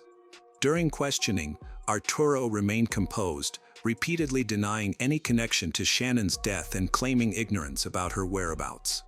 He also distanced himself from the freezer. Katrina supported his claims, but their story began to unravel when police discovered a key among her belongings that fit the freezer's lock, linking them to the crime and ensuring they remained in custody. As the investigation continued, Shannon's ex-boyfriend John played a crucial role in uncovering additional information. He spoke to Shannon's friends and learned about a bonfire attended by Arturo. A witness reported that Arturo used the fire to burn personal items and, when questioned, he claimed they were Shannon's clothes, which he burned as revenge for alleged infidelity. That night, he was with his friend Andrew Herman, and they both continued to burn clothing. Investigators later searched the bonfire site and found remnants, including a bracelet that belonged to Shannon. As the investigation progressed, authorities contacted a woman named Jamie, who knew Andrew and his wife, Michelle Eilenfeld. Jamie reveals that Arturo and Katrina were behind Shannon's murder, while Andrew helped handling the body of her body. Jamie stated that Katrina had harbored jealousy towards Shannon for a long time, and that Shannon felt the same way about her. The situation became more complicated when neighbors reported seeing Katrina walking Shannon's dog and using her credit card to make small purchases, suggesting that Katrina had taken over a part of her life. Amid these incidents, Ronnie passed away unexpectedly without witnessing justice. Debbie, overwhelmed with sorrow, sought therapy while caring for her younger brother and Shannon's cherished dog. Meanwhile, Andrew and Michelle were placed in pretrial detention. Authorities gathered a wealth of evidence that Michelle had threatened witnesses, interfered with the investigation, and covered up the crime. As the case went to the jury, the truth of what happened became clearer. On February 24, 2017, Arturo killed Shannon, likely with Katrina present. He later called Andrew to assist him in handling the body. They disposed of her head, stored other body parts in their freezer, and discarded some remains in an undisclosed location that authorities have yet to find. The prosecutor stated that Arturo was merely a small-time dealer of banned substances, acting out of jealousy over Shannon's finances. Katrina, on the other hand, wanted Shannon to keep her distance so she could pursue a relationship with Arturo. Facing the death penalty, the four defendants ultimately accepted plea deals. Arturo Novoa received a life sentence for murdering Shannon. Katrina Layton was sentenced to 18 years, Andrew Herman to 12 years, and Michelle Eilenfeld to 2 years. Arturo attempted to appeal his sentence, but it was upheld. To keep the memory of Shannon alive, Debbie created a social media page dedicated to her younger sister, where she frequently shares pictures of her pet dog. She frequently visits Shannon's grave, where she has established a special ritual. After cutting the grass, Debbie spray paints a large pink heart next to the headstone, which was Shannon's favorite color. In a local interview a few years later, Debbie recalled the devastating call she received about the partial discovery of Shannon's remains. Currently, the investigators who helped convict Arturo are still searching for the missing parts of Shannon's remains. Debbie remains hopeful that they will be found someday as she continues to honor her sister's memory through her dedicated online tribute. The will to live is not something everyone possesses. While some people remain stuck in their problems, a little girl in desperate need of help is fighting against a dangerous psychopath. But what can a child do against someone who has taken many lives? In December 1999, Crystal Searles was just 10 years old. She was known to be hardworking and humble. Despite her youth, she had already faced significant hardships. Unfortunately, what lay ahead for her was worse than anything she had ever experienced. Crystal and her brother were staying with friends of the Harris family in Del Rio, Texas, while waiting for their mother and younger sisters to move from Kansas. December 30th, 1999, seemed like a normal day filled with preparations for the new year. But for some, the arrival of the new millennium was about to take a tragic turn. Mark was Crystal's brother, and they both grew up in Kansas. At that time, Mark was 7 years old and Crystal was 10. They spent the day with the children of the Harris family. Crystal and Mark were welcomed by the Harris family for a while. Crystal quickly adapted by helping with household chores and forming close bonds with everyone. During the New Year holidays, Crystal looked forward to reuniting with her mother and sisters. However, she and Mark struggled to get along, likely due to their age difference and varying interests. The Harris family had several children, with Sean as the eldest, followed by Justin, Lori, and Katie. Sean had already moved out but was planning to return for the holidays. That night, the Harris family planned to go into town to pick up Sean and the two older kids. The result is that Crystal, Katie, and Mark would be left alone at home without any adults around. The house was situated in a remote area, surrounded by nature, with few neighbors nearby. That night, little Mark was scared of the dark, wanted to sleep in the same room as the older girls, Crystal and Katie. However, they pushed him away because they wanted to share a secret. Upset, Mark had to go to the next room. It took him 2 hours to calm down and fall asleep. The next morning, sunlight poured into the room, waking Mark up. The curtains had been pulled back. When he opened his eyes, a strange woman was there. She handed him some clothes, urged him to get ready to leave. When Mark stepped out, he was shocked to find a large pool of blood on the floor, with stains and splatters on the walls and door. The floor was almost completely covered in it. People around him were crying and panicking, but Mark couldn't understand what was going on. He looked for his sister but couldn't find her or Katie. The adults ignored his questions about the girls. When detectives arrived at the house, they were immediately struck by the amount of blood present. In the room where the girls had spent the night, they found 13-year-old Katie lying on the floor, unresponsive. It was clear from her severe injuries that she had fought for her life but had ultimately succumbed to a fatal cut to her throat, resulting in blood loss. In contrast, Crystal was fortunate to have survived the attack by an unknown assailant, although she was in critical condition. At around 6 a.m. on December 31st, 1999, Pam Searles, Crystal's mother, received a call. They asked for her permission to perform an emergency operation because her daughter was in critical condition with a severe throat injury. Pam was in shock and struggled to understand what had happened. Crystal quickly became an important witness for the police, even as she battled for her life in a local hospital's operating room. After a successful surgery, she was placed on life support, including a ventilator, as she was unable to breathe independently. When her mother arrived at the hospital, Crystal's condition had improved. The surgeon had managed to save her life, but her trachea and vocal cords had sustained serious injuries.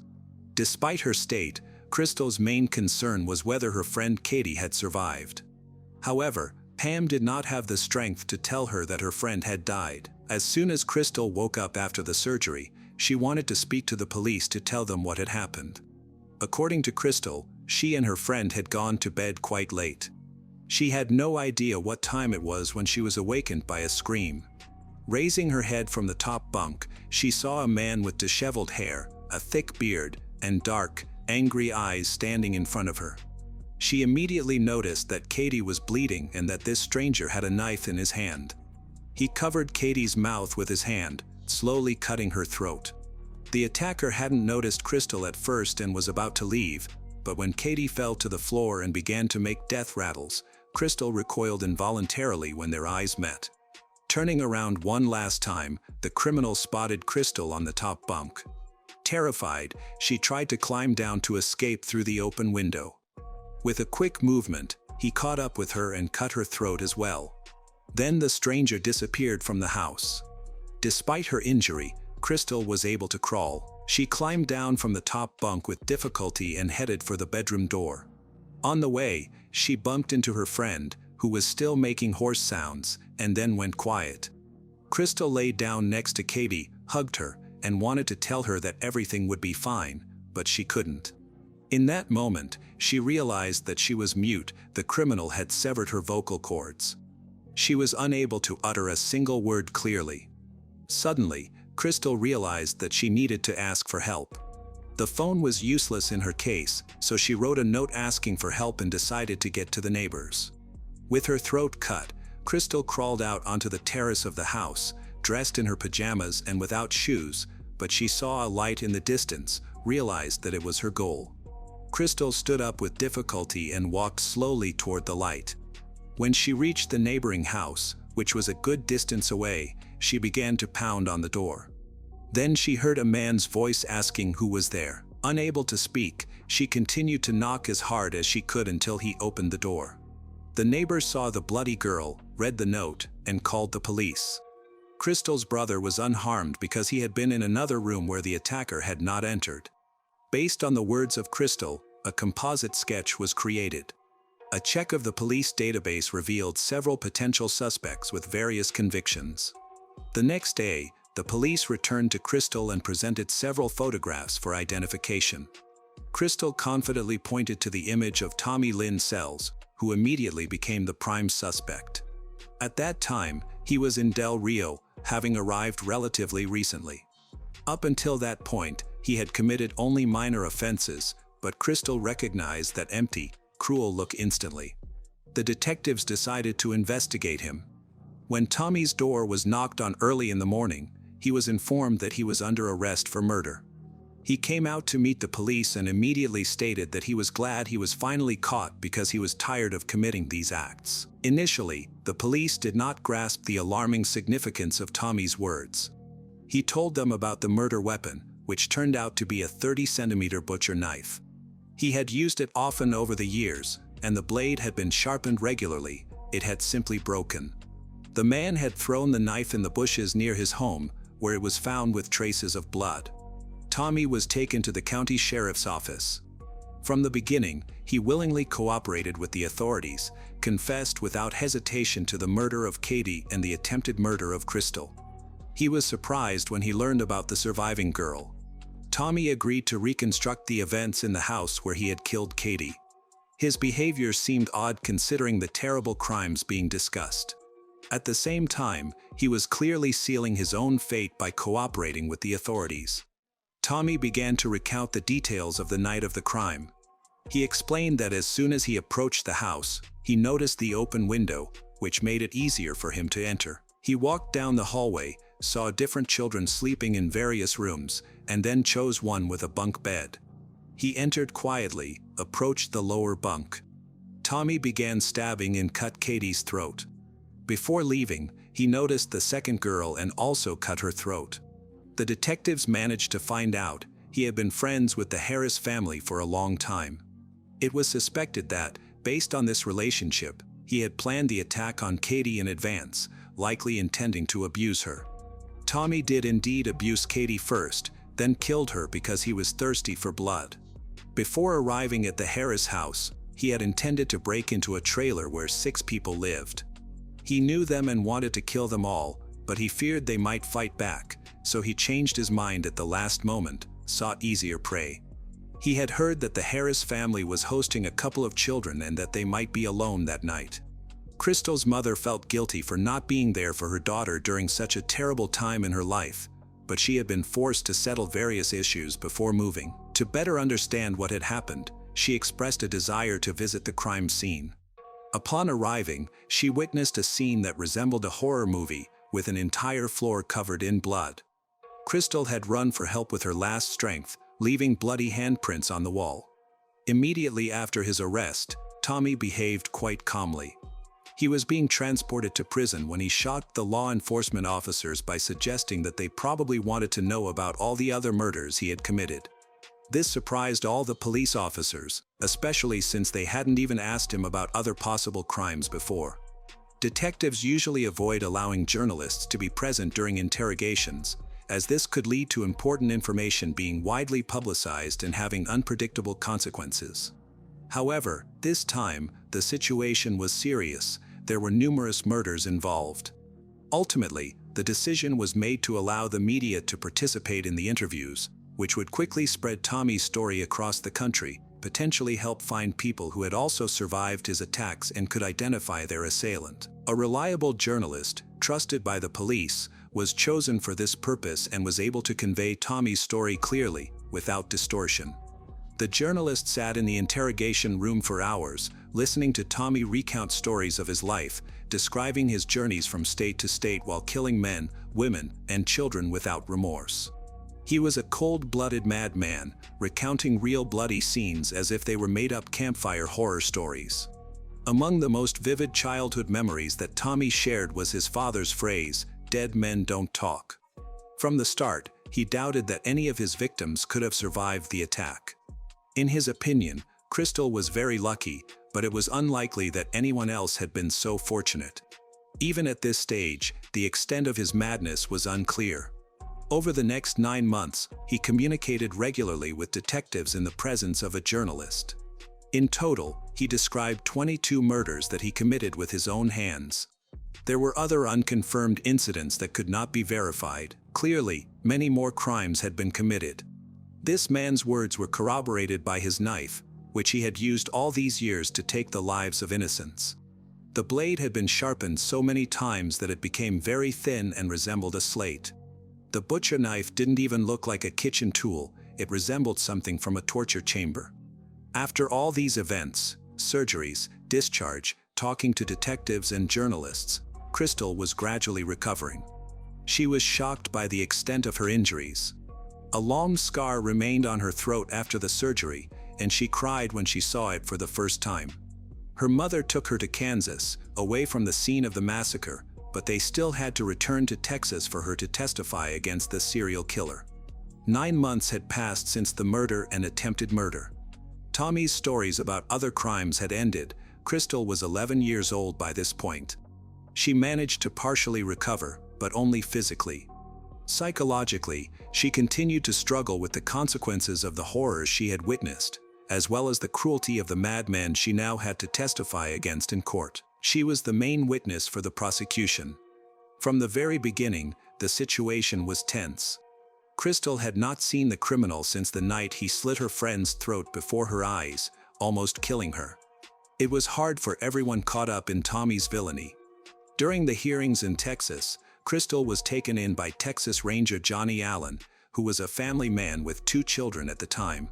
Crystal met their daughters, hoping that this would help distract her from her situation. According to the family, Crystal would wake up screaming in the middle of the night, thrashing around in bed as if trying to escape from someone. Everyone knew this was what her nightmares were about, but the girl was determined not to give up. Tommy's lawyer also had a difficult task ahead of him.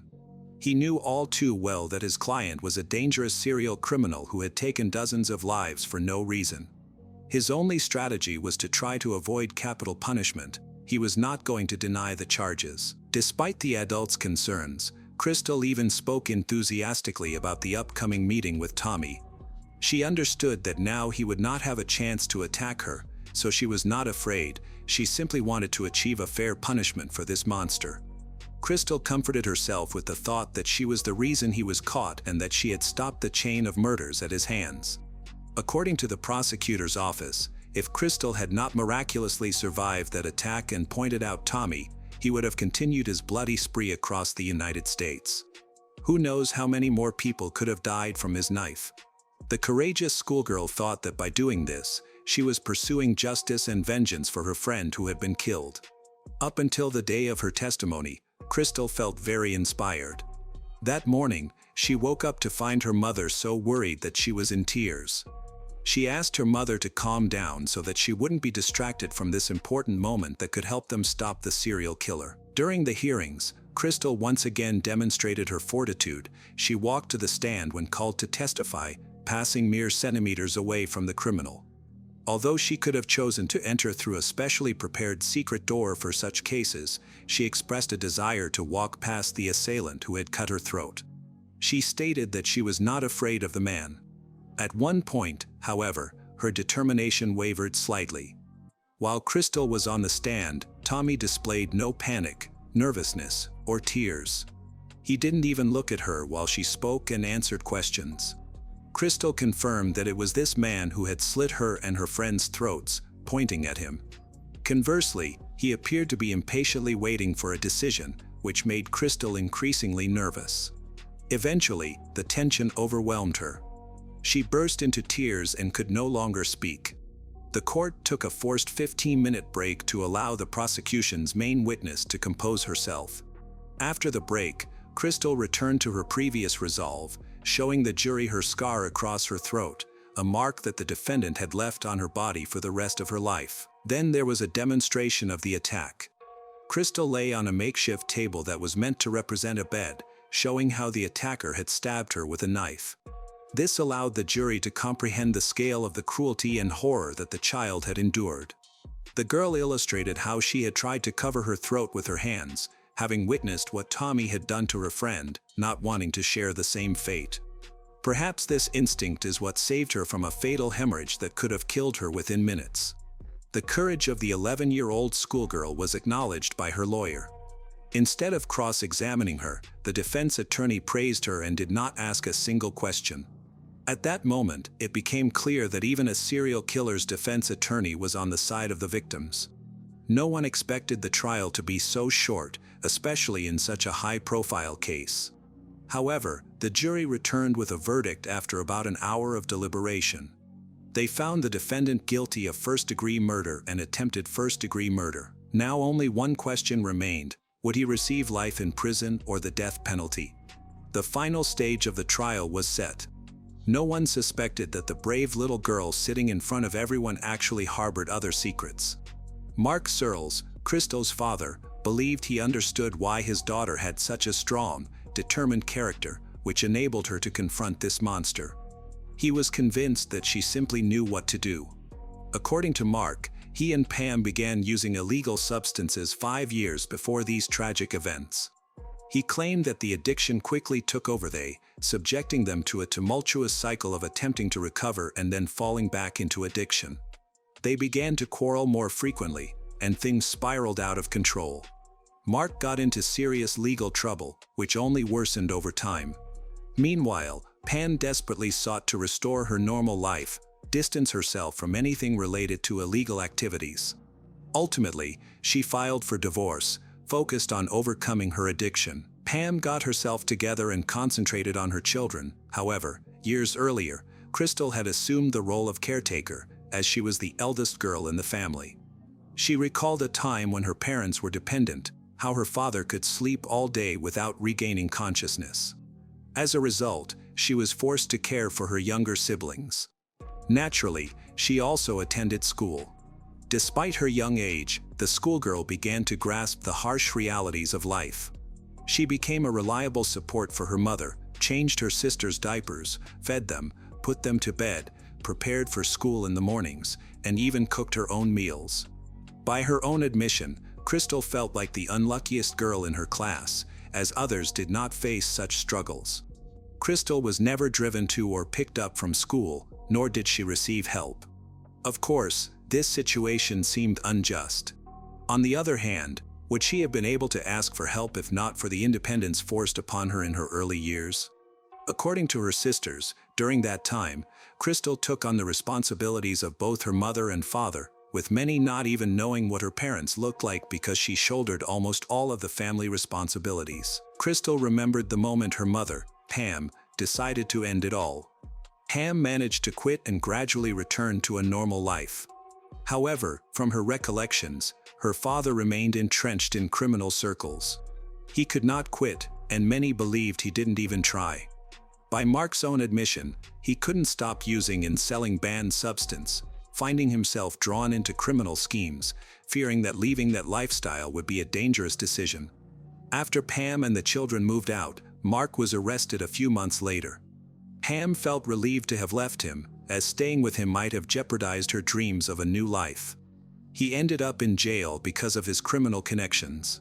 His daughters was so angry with him that she simply stopped answering his calls, blaming him for choosing illegal substances over family. Mark he learned about the attack on his daughter.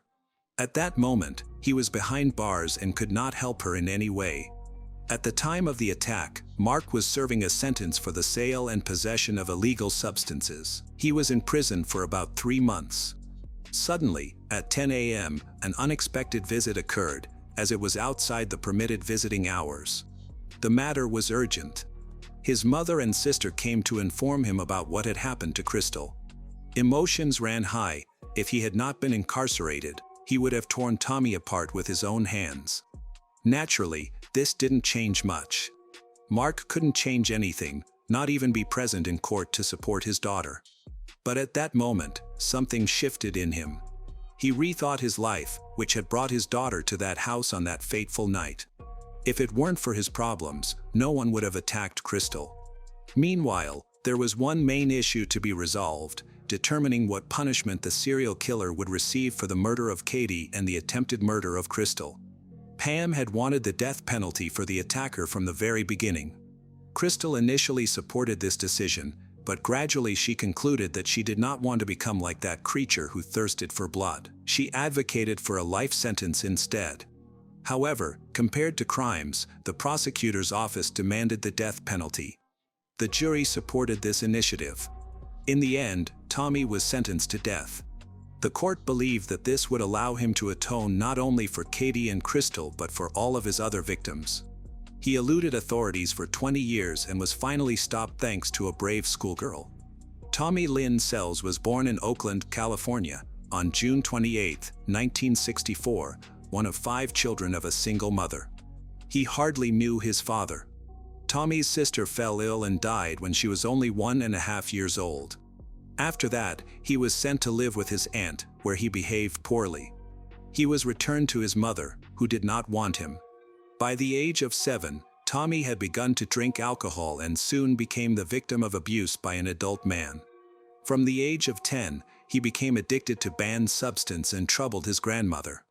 All family members began to fear him, eventually kicked him out of the house. From the age of 14, Tommy began to wander. When he was 17, he found his mother and began to molest her in the shower. He was placed in a psychiatric clinic, where he was diagnosed with several disorders, including bipolar disorder. However, the treatment did not help. His condition worsened due to alcohol and substance abuse. According to Tommy, he committed his first murder at 15, on July 5, 1979, in Port Gibson, Mississippi, when he shot and killed 39-year-old John Kay during a home invasion. Witnesses described a suspect who resembled Tommy. The violence escalated from there. The next attack occurred on April 27, 1982, in St. Louis, Missouri, when 35-year-old Joanne Tate, 35, was abused and murdered in her home. Notably, another man had already been convicted and was serving time for this crime, but he was later exonerated. Tommy committed several murders of single mothers with children, breaking into their homes at night, kidnapping the children from their homes, abusing, and killing them in various ways. The style of each crime was different, so detectives did not see a connection between the attacks. The criminal did not spare anyone, even small children. Sometimes he would meet a future victim, gain her trust, enter her house, then kill her and her children. Tommy's most horrific murder was the attack on the Dardine family, where he killed 4 people at once. On November 17, 1987, while hitchhiking, he was picked up by 29-year-old Keith Dardine, who kindly brought him home for dinner. But instead of gratitude, Tommy shot Keith and then beat his 3-year-old son to death. He then proceeded to assault the pregnant wife of the homeowner, who gave birth to a baby girl during the attack. He killed both the wife and the newborn. Tommy's last known crime was the attack on Kathy and Crystal. For some of the 22 established murders, he received life sentences in various states. For others, he was never convicted, believing that the death penalty would suffice.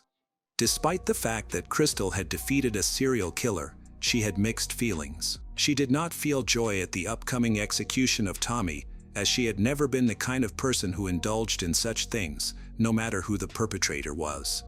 However, she did not challenge the verdict. Now, Crystal faced a much harder and longer struggle. Her parents were confident that she would cope with the consequences of the attack.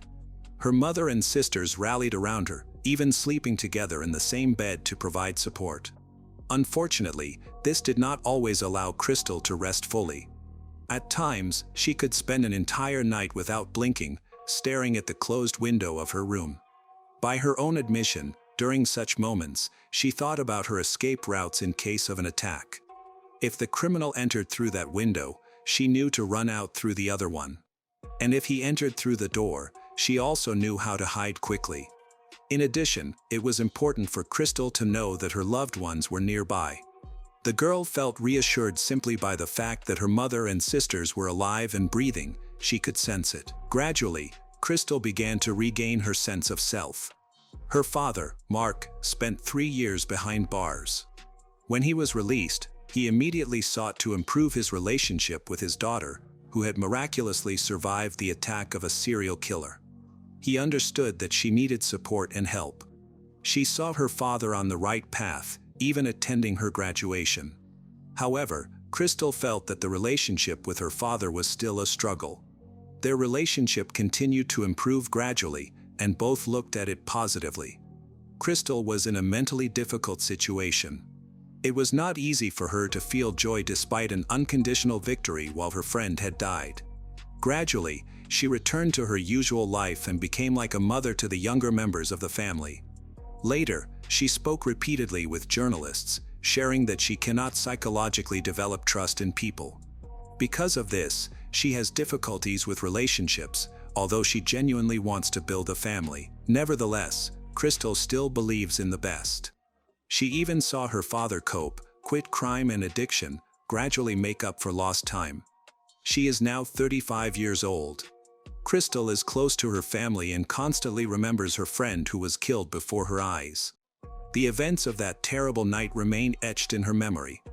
Little is known about her personal life at the moment.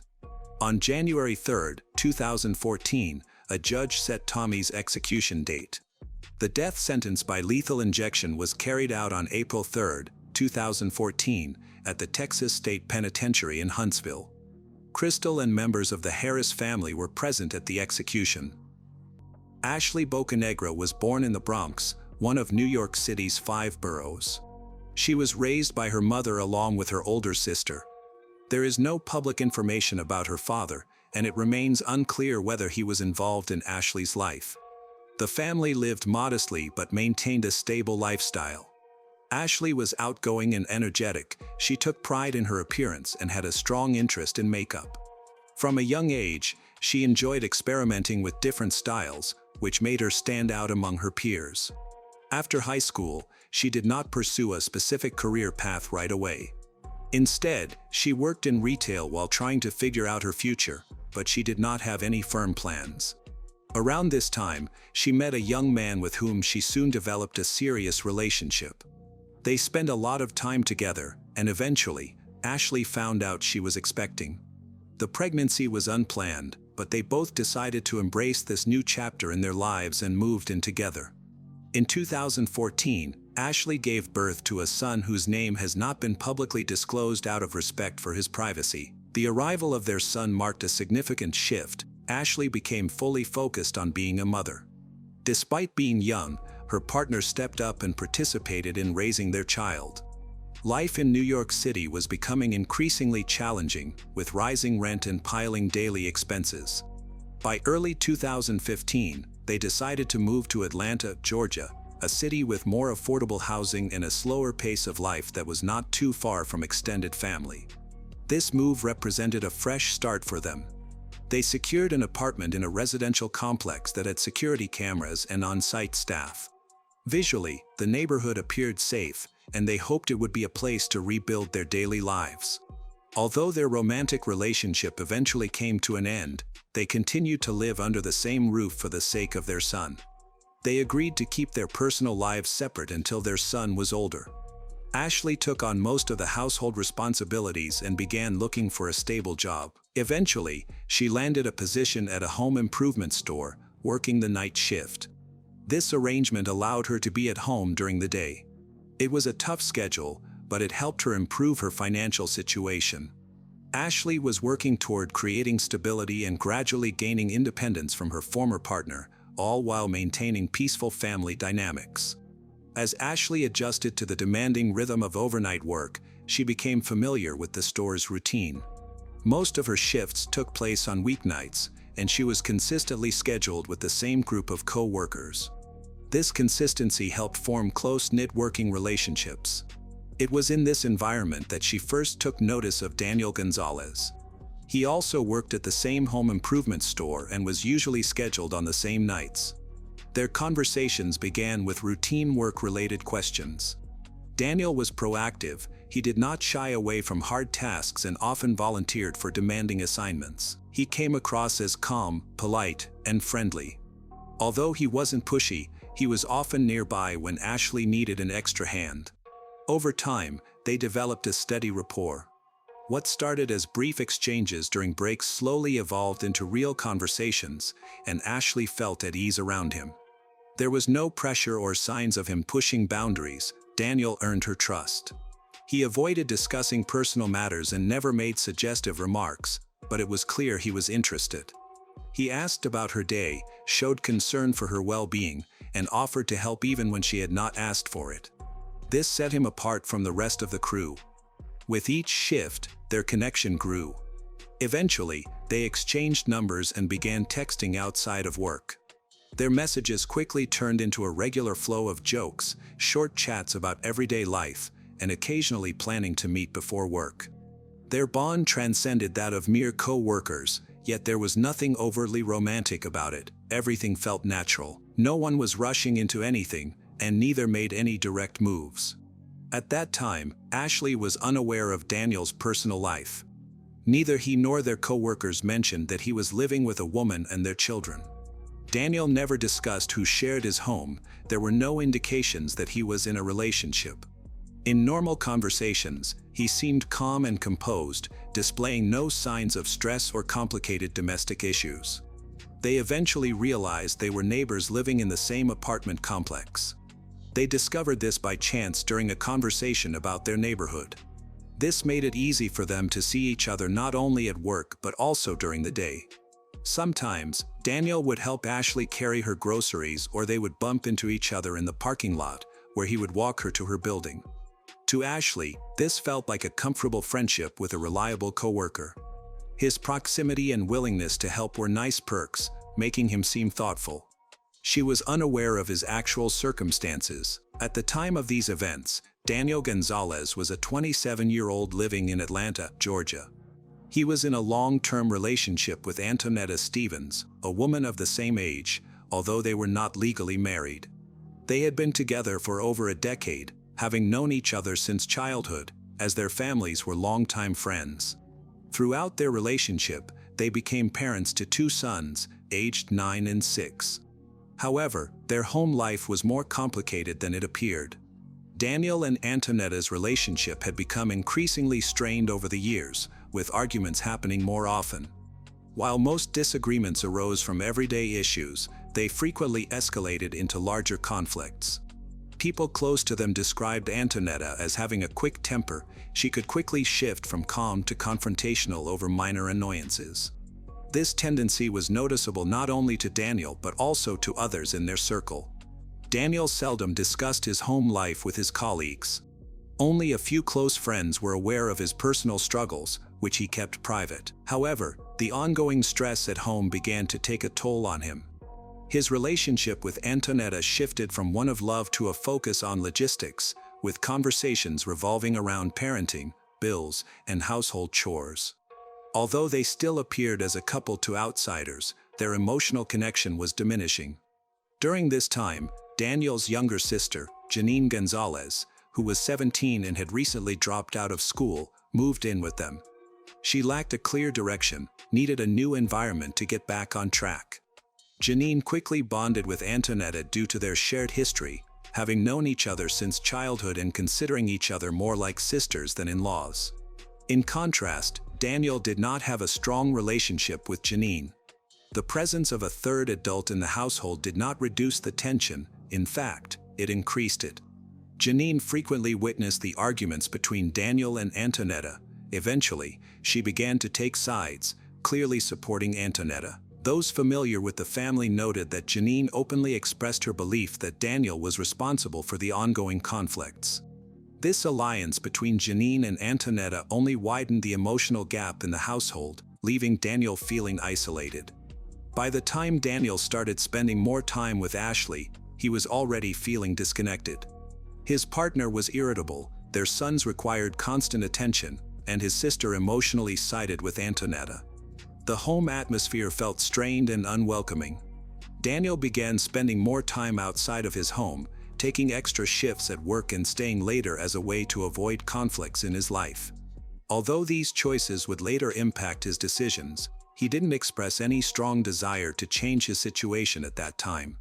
After a few weeks of talking at work and texting outside of their shifts, Ashley and Daniel started to meet up more often outside of work. Their conversations shifted from casual workplace topics to more personal subjects. They discussed feelings of tiredness, daily routines, and the challenges of parenting. Ashley shared her experiences raising her son, her complicated relationship with her partner, and her hopes of moving out to live independently. Daniel listened closely, he didn't interrupt her, kept the conversation flowing, and engaged with their shared difficulties. He never mentioned that he lived with a partner and 2 sons, nor did he talk about his sister. As Ashley and Daniel's relationship grew stronger, they began spending more time together. Sometimes, they would meet briefly before her shifts, while other times, they would talk outside her building. Over time, Daniel started to stay a bit longer. He would visit in the evenings, help her prepare dinner, and hang out while her son watched TV. This development felt gradual and natural, not sudden. Ashley didn't ask many questions, and Daniel didn't give her any reasons to doubt him. At that point, neither her son nor their coworkers intervened. Ashley enjoyed her independence. Everything appeared harmless from an outside perspective. Back at Daniel's apartment, things were starting to change. Antonetta and Janine began to pay closer attention to his schedule. Daniel was spending more time away from home, which did not escape their notice. Janine, who was usually at home, started to see a pattern. Daniel would leave without telling anyone where he was going and would often return later than expected. Though she didn't know his exact whereabouts, she began to keep track of his comings and goings. Eventually, she shared her concerns with Antonetta, and their suspicions grew. While Antonetta didn't confront Daniel immediately, his behavior made her feel uncomfortable. One day, Janine noticed something that confirmed her suspicions. Daniel was often seen with the same woman in the apartment complex parking lot. Although she didn't know Ashley's name yet, her appearance stuck in Janine's mind. Janine observed their conversations and noticed there were no inappropriate gestures, touching, or flirting, nothing that clearly crossed any boundaries. However, this situation raised her concerns. She didn't jump to conclusions, but from that moment, she started paying more attention. While Ashley viewed these meetings as casual and innocent, the atmosphere in Daniel's apartment became increasingly tense. Antonetta moved beyond just asking questions. She began checking his phone and closely monitoring his behavior. Although she had no solid evidence, the signs were accumulating. As a result, the trust between them began to erode. Ashley remained oblivious to any underlying issues. Daniel frequently visited, offering assistance and chatting about everyday matters, which seemed to strengthen their relationship. However, underneath these casual conversations, subtle changes were occurring. In the summer of 2022, Daniel, Antonetta, their sons, and Janine traveled to Florida for Antonetta's mother's wedding. They planned to spend a week with extended family, blending celebrations with a short vacation. The road trip was long, and they stayed at a relative's house. Despite the happy occasion, tension between Daniel and Antonetta was evident from the start. They argued during the drive over minor issues related to planning, coordination, and exhaustion. Upon arrival, the situation did not improve. Conflicts arose almost every day, and Antonetta's relatives noticed the strain in their relationship. By midweek, disagreements escalated over trivial matters. The tone of their exchanges turned increasingly sharp and irritable. Daniel often ended conversations abruptly, emotionally withdrew, and spent more time absorbed in his phone or stepping outside for solitude. Antonetta observed these changes and tried to remain calm, but her patience was wearing thin. After the wedding ceremony, while most guests were relaxing, a pivotal moment took place. Daniel, feeling tired and having had a few drinks, was outside in the yard talking to Janine. During their conversation, he expressed that he was exhausted from his relationship with Antonetta and didn't see a future with her. He also revealed that there was someone else in his life, without disclosing the name, but indicated it was a co-worker. Janine listened attentively, keeping her response neutral, though she was clearly processing the information. This conversation became a turning point. Feeling more loyal to Antonetta than to her own brother, Janine decided to share what she had learned. She informed Antonetta that Daniel had admitted to seeing someone else. To her surprise, Antonetta remained calm. Rather than confronting him right away, she chose to be strategic. Her priority was to identify the other woman. They agreed to keep their suspicions quiet and to closely monitor Daniel's behavior. Janine fully supported this plan, and they made a pact: no actions would be taken until they returned to Atlanta. Antonetta kept a calm, cheerful demeanor around her family for the rest of the trip. Though everything appeared peaceful on the surface, she was quietly strategizing to find out who the woman was. After returning from Florida, the mood in Daniel's apartment shifted. Antonetta and Janine didn't mention the wedding conversation, but they began to execute a plan they had developed in secrecy. Their goal was to find out if Daniel was really involved with a coworker. Instead of asking him directly, they decided to observe his habits and behavior.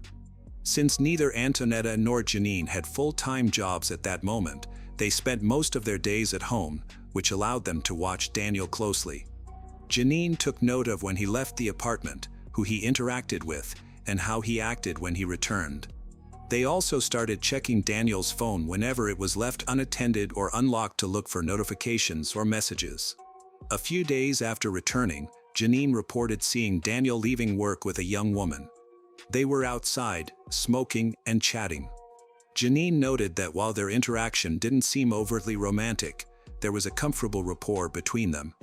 She remembered the woman's appearance, and when she described her, Antonetta suspected it might be their neighbor, Ashley. Antonetta recalled seeing Ashley in the complex courtyard occasionally, usually with her son. That evening, they decided to watch for Ashley to see if she would appear again.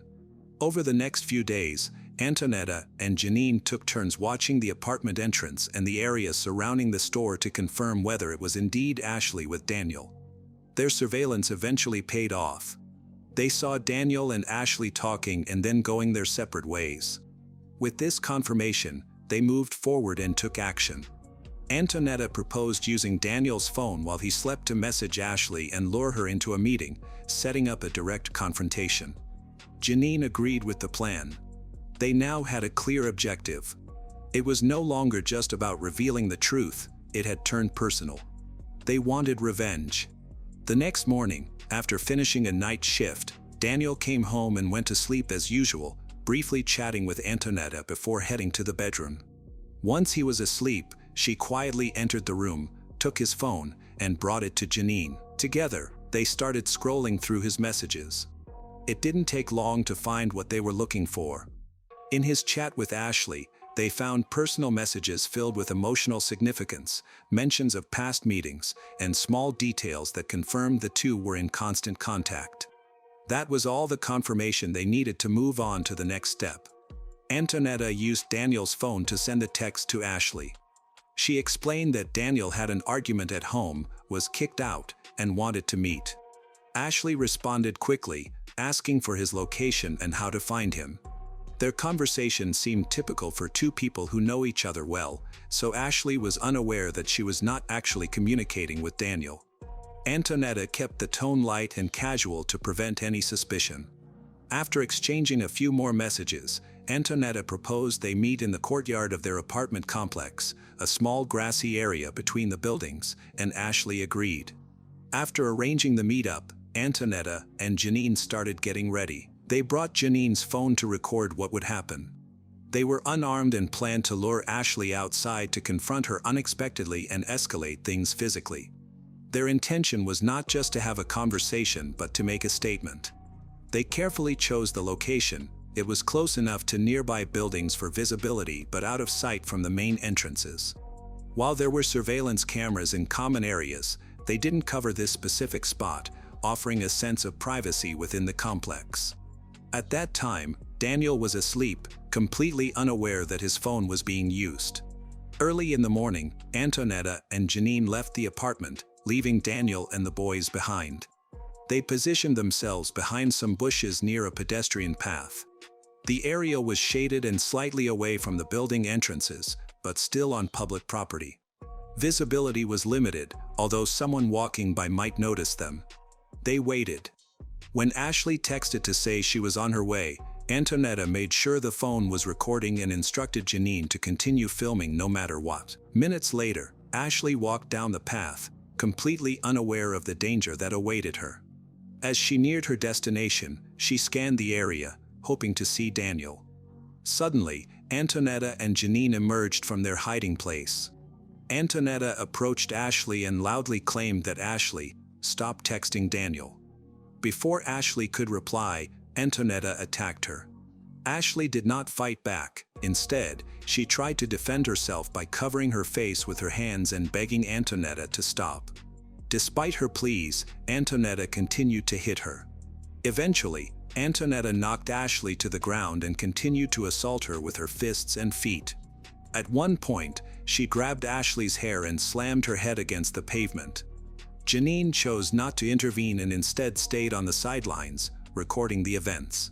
Occasionally, she provided commentary, encouraging Antonetta to be more aggressive. At one point, she moved closer to capture a shot of Ashley's face, who was crying and pleading for them to stop. Despite Ashley's distress, the aggression continued. Antonetta yelled accusations, made threats, and claimed she was acting for Daniel. At one moment, she looked directly into the camera and told Janine to keep filming. Some cars drove by, but no one intervened. One vehicle stopped for a moment but then quickly left the scene. The conflict escalated when Antonetta invited Janine to participate. Janine accepted, approached, and delivered a few kicks. Afterward, both of them took Ashley's phone and walked away, with the recording still running until they left the area. Following the attack, Ashley lay on the pavement. Although she was seriously injured, she was conscious. After some time on the ground, she gradually stood up. She was unsteady. Despite the pain, she started walking toward her building. Later, surveillance footage from the apartment complex showed Ashley entering. Her steps were shaky, and her movements were slow. She was holding her side and chest, and her face had visible scrapes. Her breathing seemed labored. As soon as she reached her floor, Ashley stepped out onto the balcony and leaned against the railing to catch her breath. At that moment, her partner was coming home from his morning run. Upon entering the apartment, he quickly noticed that Ashley looked unwell. She was pale, had swollen lips, and visible cuts on her face. Her breathing was heavy, and she moved slowly. Her clothes were dirty, had some blood on them. Concerned, he asked her what had happened. Ashley responded vaguely, saying she had been attacked by two unfamiliar women but did not provide any names or reasons for the attack. She might have been too frightened or still in shock to explain further. Sensing the seriousness of the situation, her partner helped her sit down and got her some water, but her condition worsened. She struggled to breathe, experienced sharp pain in her side and head. Any movement caused her intense discomfort. A few minutes later, he took her to the nearest hospital. In the emergency room, Doctors assessed Ashley's condition and quickly decided to transfer her to intensive care due to its critical nature. Medical staff observed multiple bruises, broken ribs, and potential internal injuries. Additionally, she suffered a head injury. Meanwhile, her partner stayed at the hospital, anxiously awaiting news. Ashley was put on life support and sedated, but her condition worsened. Several hours after the assault, local law enforcement arrived at the apartment complex in response to reports of a possible fight from witnesses. When the officers reached the apartment shared by Antonetta, Daniel, their sons, and Janine, Daniel was not at home.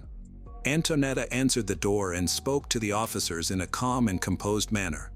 She explained that an uninvited woman had arrived at their door, started an argument, and became physically aggressive.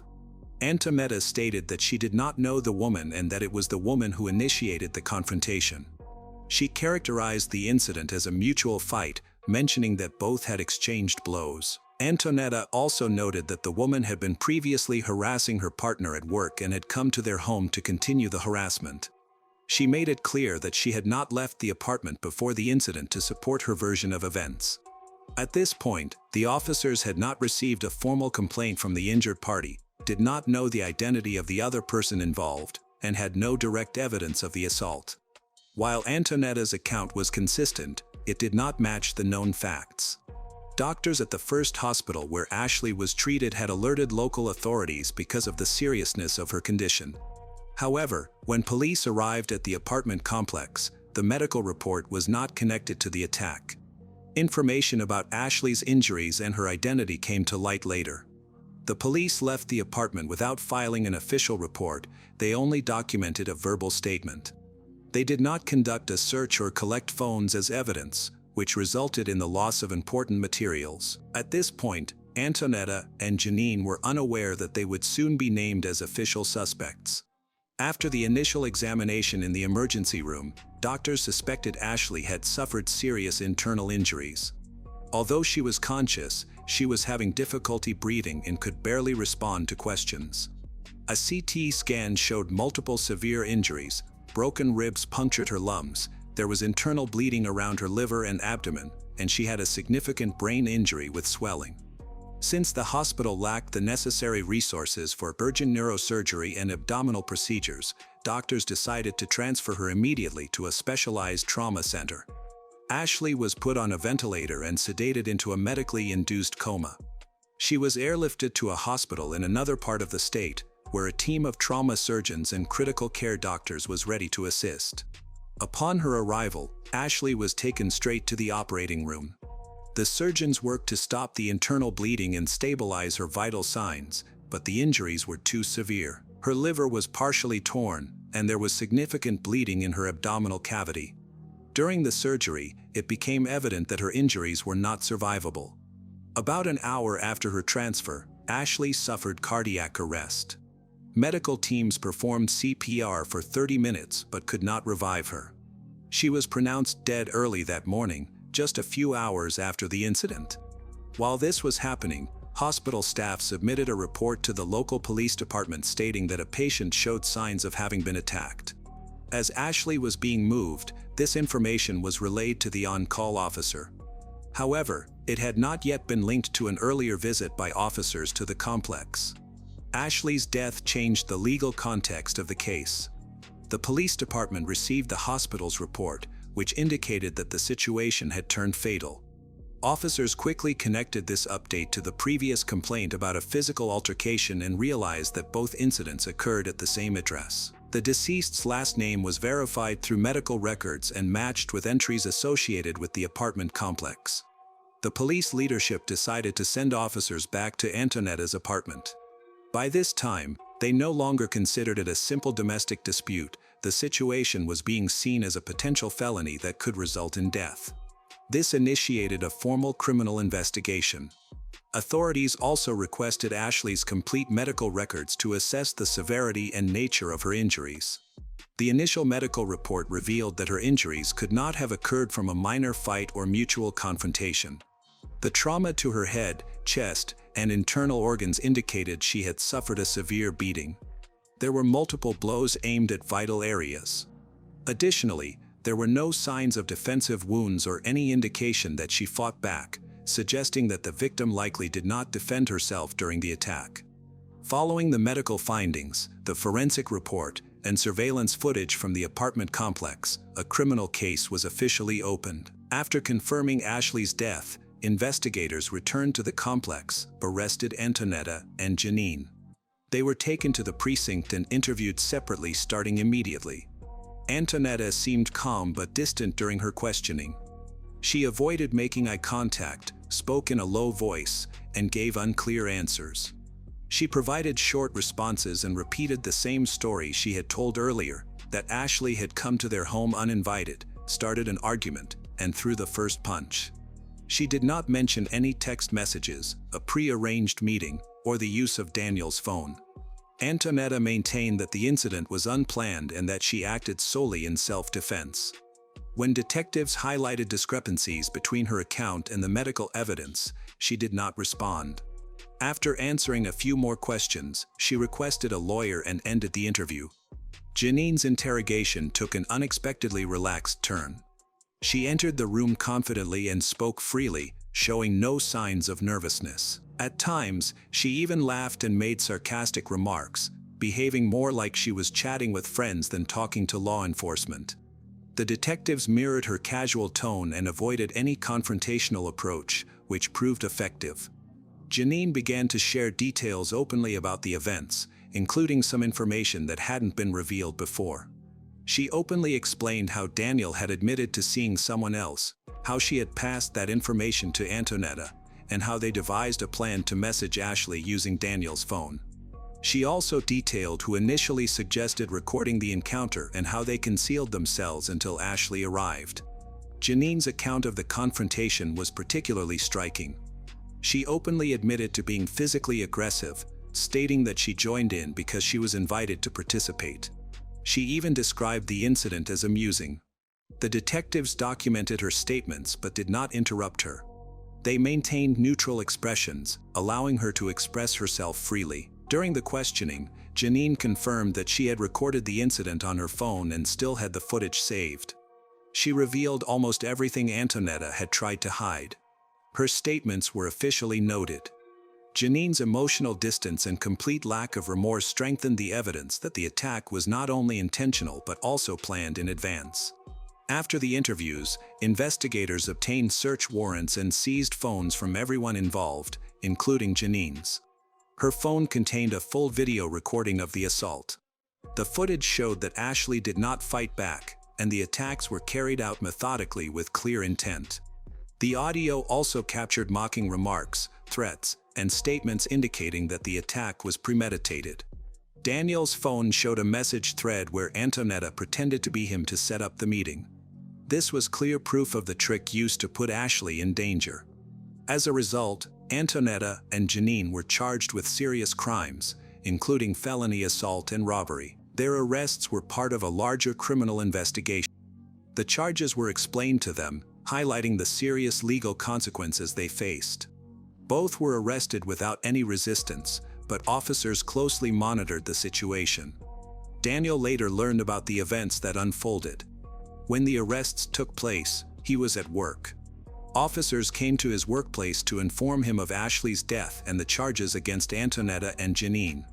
He was heartbroken, having no knowledge of the revenge plan, the impersonation using his phone, or the attack itself.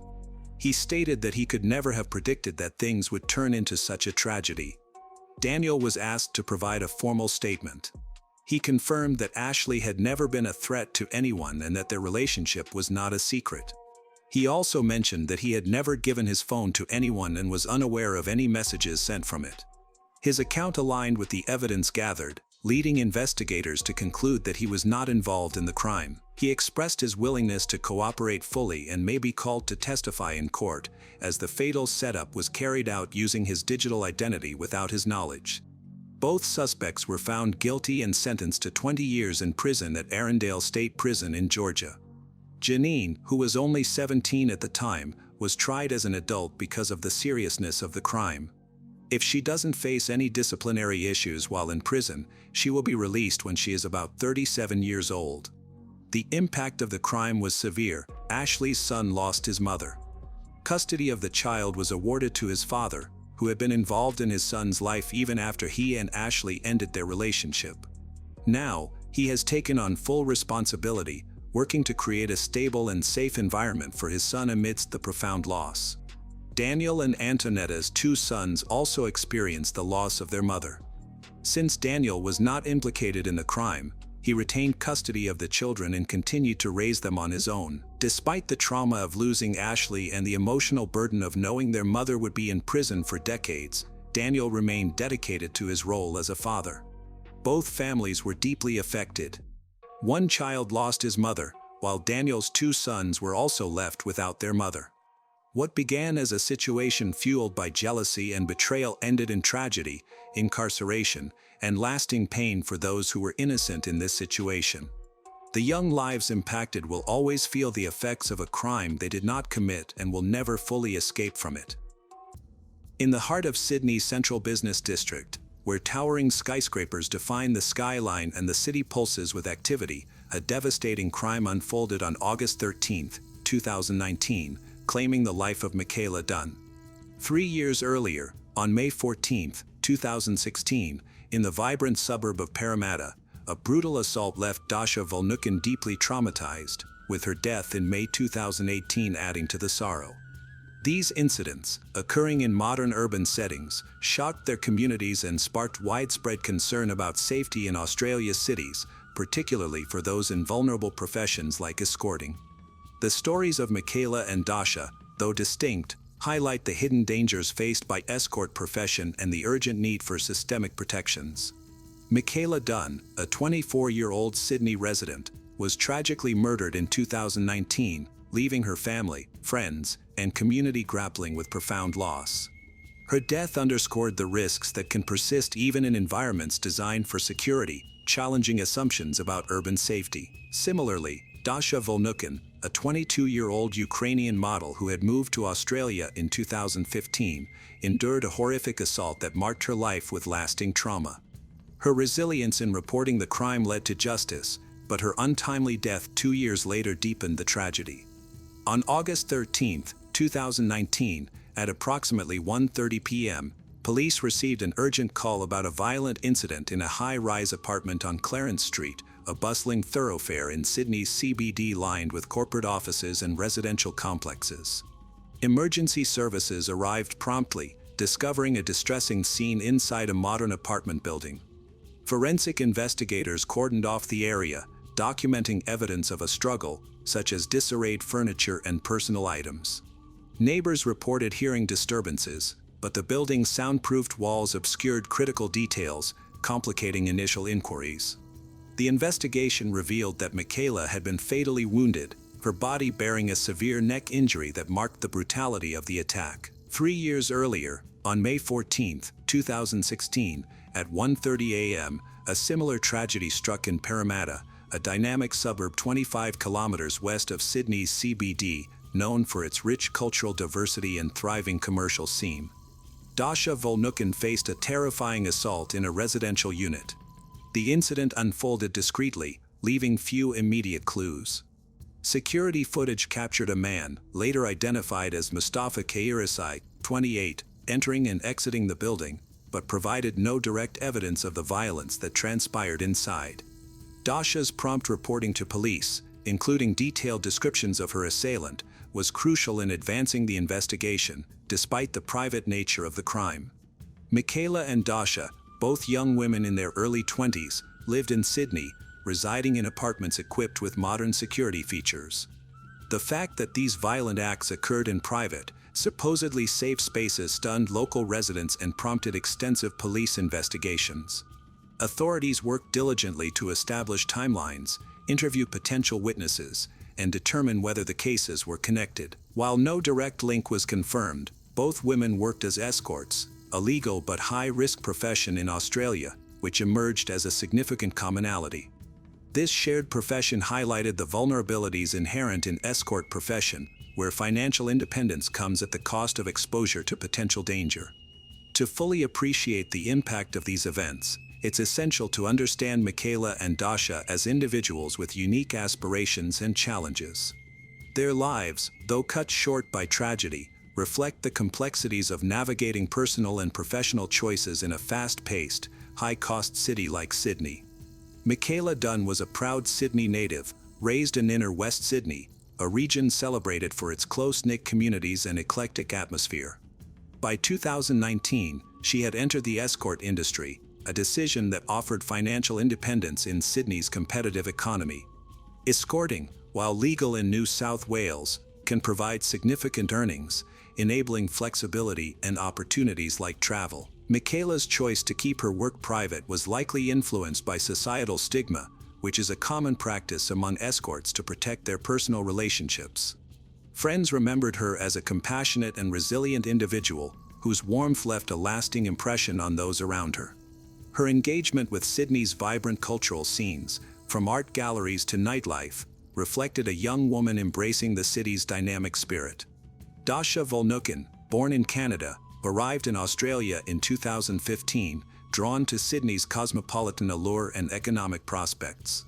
At 22, she worked as a model and escort, roles that showcased her confidence and adaptability. Her move to Australia was driven by a desire for new opportunities, but the challenges of building a life in a new country were significant. Dasha's decision to enter the escort industry was kept discreet, likely to avoid judgment in a society that often stigmatizes escort.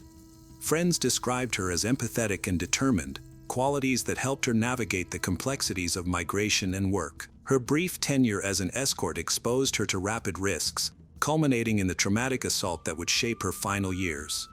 Both Michaela and Dasha pursued escorting to achieve financial stability and shape their futures in Sydney's demanding environment. The promise of autonomy in a city with high living costs was compelling, yet their profession brought them into contact with dangerous individuals.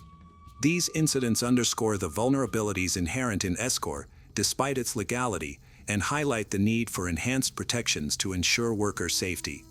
The events leading to these tragedies began with Michaela's murder on August 13, 2019. That day, Sydney's CBD was alive with midday activity, its streets filled with office workers and visitors. In her Clarence Street apartment, designed with modern security measures for young professionals, Michaela prepared to meet a client for a routine appointment. The client, Mert Ney, entered the building mid-afternoon, passing through standard entry protocols. What began as a typical booking turned deadly when Ney attacked Michaela, inflicting a fatal neck wound. He fled via the fire stairs, bloodied, leaving behind evidence of the crime. Police found Michaela deceased in her apartment, a space intended as a sanctuary, revealing a shocking breach of safety. On May 14, 2016, Dasha faced her own harrowing ordeal in a Parramatta residential unit. Arranging a client visit, she met Mustafa Kairisai, who appeared unremarkable upon entry. Inside the apartment, Kairisai turned violent, threatening Dasha with a knife, blindfolding her, and binding her with duct tape. He abused her and forced her to shower, attempting to erase evidence. Dasha survived by complying, but the trauma was profound. After Kairisai fled, she reported the incident to police, providing critical details that aided the investigation. The building's modern design and privacy features limited witness accounts, posing challenges for authorities, but Dasha's courage in reporting the crime was pivotal. Both Michaela and Dasha encountered clients who transformed private meetings into violent ordeals, exposing the inherent dangers of their profession.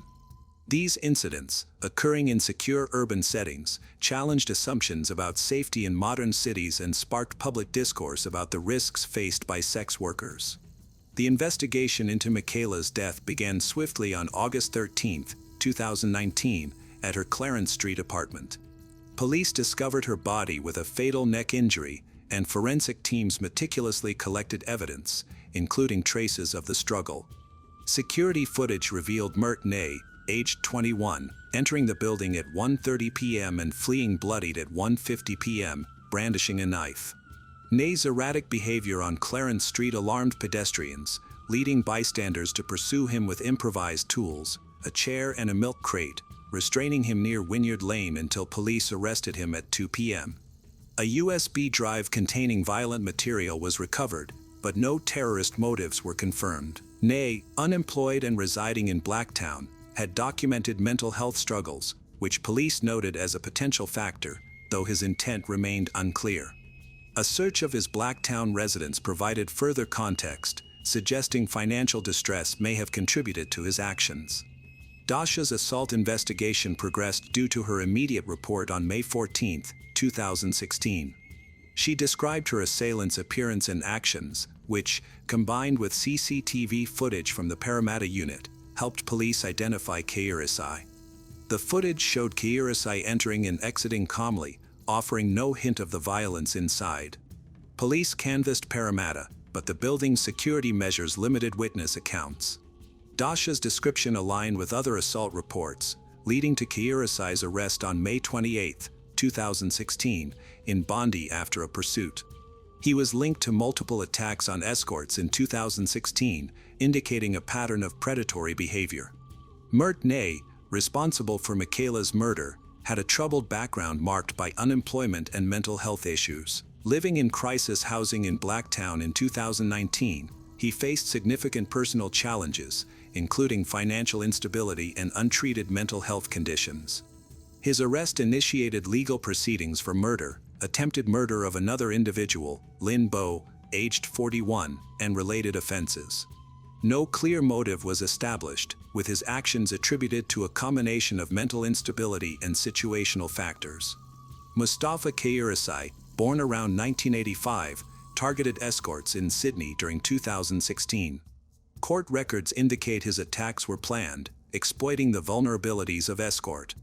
On May 14, he abused Dasha, using a knife to intimidate her and employing tactics like blindfolding and binding to control the situation. Similar incidents in the CBD and Parramatta suggested a deliberate pattern. Kairasai's defense claimed his actions were influenced by personal issues, but evidence of premeditation prevailed. He faced multiple charges, reflecting the severity of his crimes. The cases of Mert Nay and Mustafa Kairasai illustrate divergent pathways to violence, each underscoring unique challenges in addressing crime in urban Australia. Nay's attack on Michaela was a chaotic, impulsive act, seemingly driven by personal distress and mental health struggles, reflecting a life marked by instability. In contrast, Kairasai's assault on Dasha was systematic and predatory, exploiting the vulnerabilities of sex workers in a calculated manner.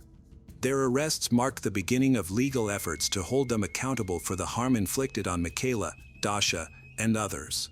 The legal proceedings for Dasha's case unfolded at Sydney's Downing Centre District Court, focusing on the May 14, 2016, assault and related crimes.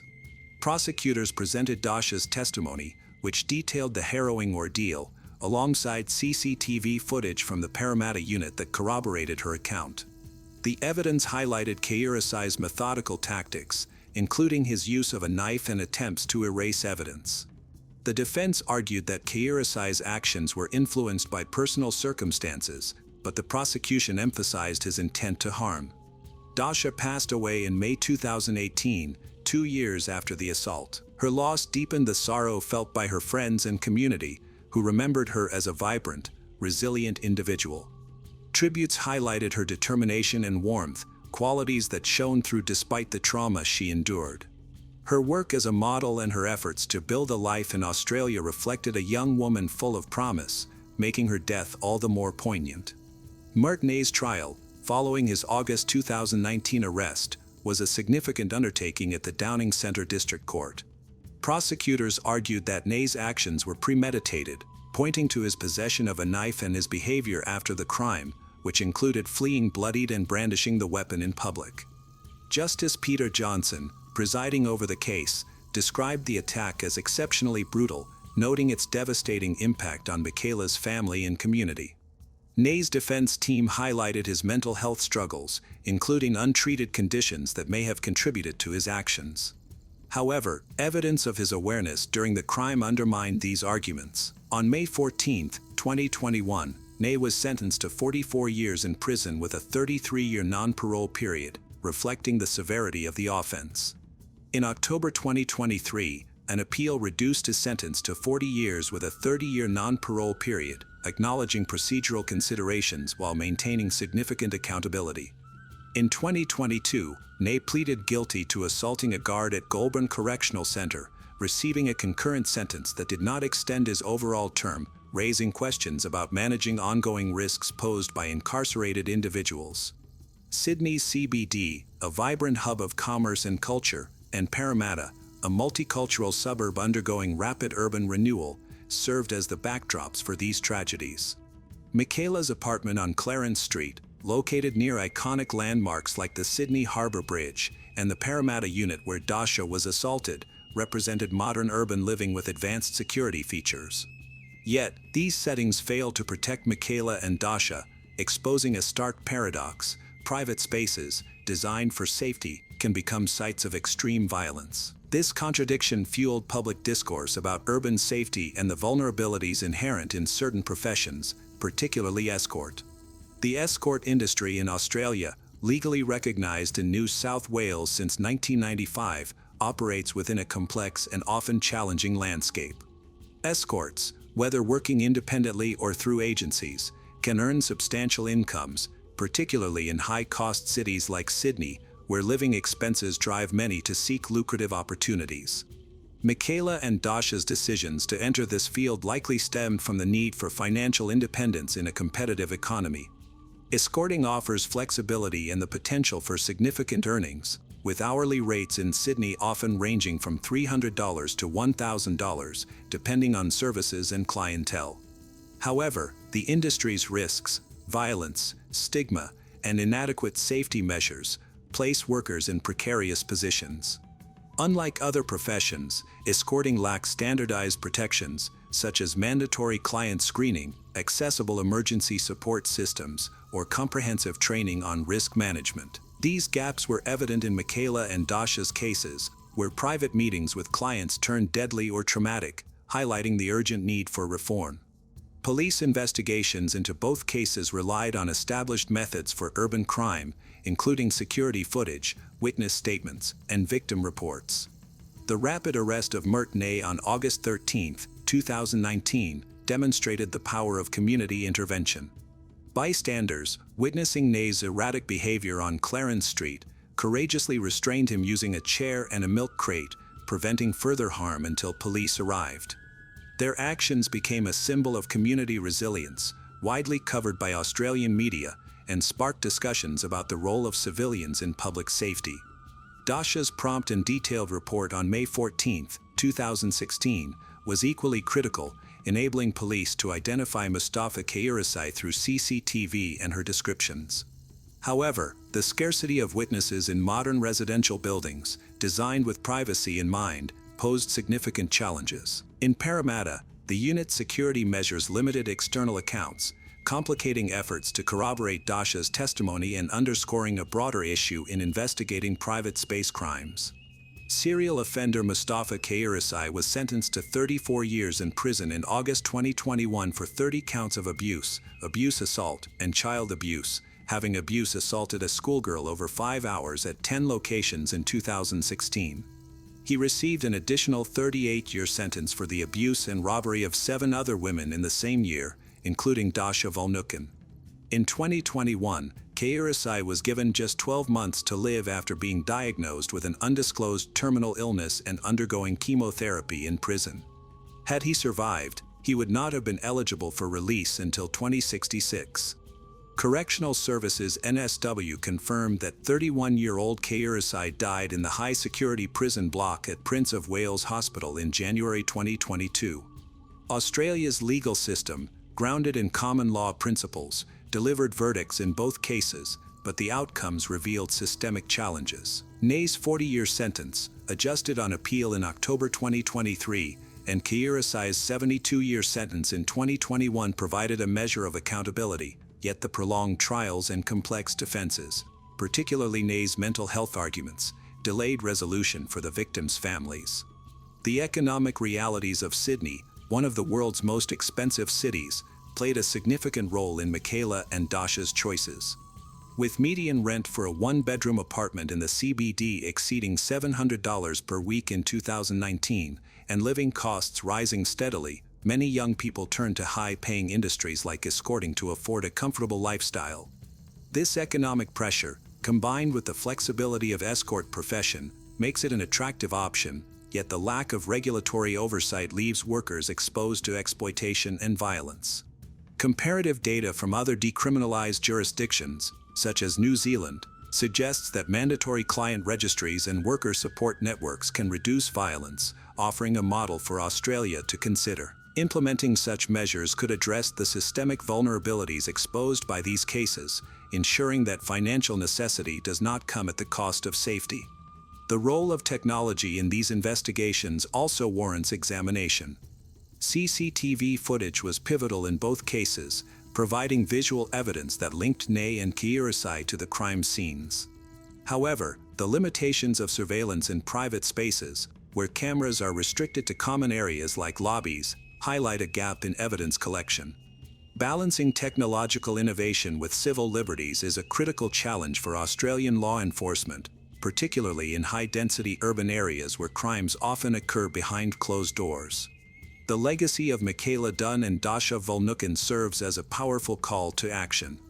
Their stories, though marked by loss, highlight the resilience of individuals and communities in the face of adversity.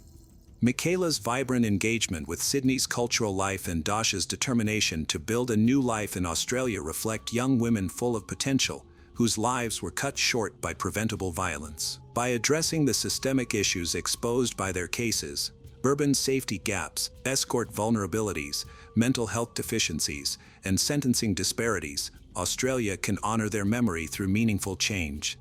Enhanced protections, better support systems, and a commitment to equity can ensure that no one else faces such preventable harm, creating safer, more inclusive communities for all. October 1, 2020, and the quiet neighborhood of Reedley, just outside Burnley, England, seemed like any other morning. Residents on Colne Road were starting their day, with kids heading to school and folks grabbing their morning coffee. But at 8:45 a.m., a call came into Lancashire Constabulary that would shatter the calm. When officers arrived, they were met with a scene that would haunt them, a home scarred by smoke and fire. Inside, the lifeless bodies of Dr. Samanmir Sacharvi and her daughter, Vian Mangrio.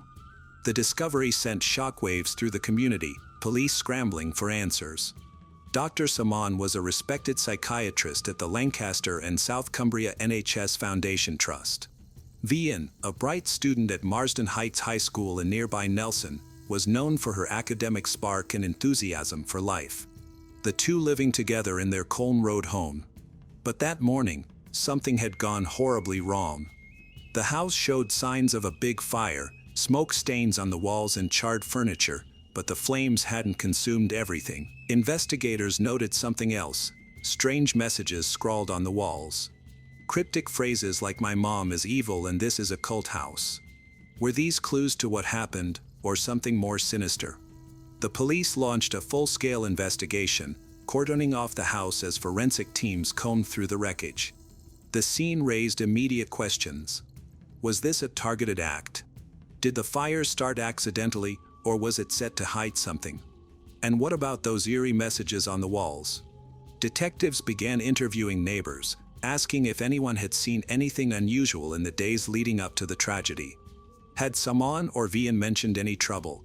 Did they have enemies? Or was there tension in their lives that no one knew about?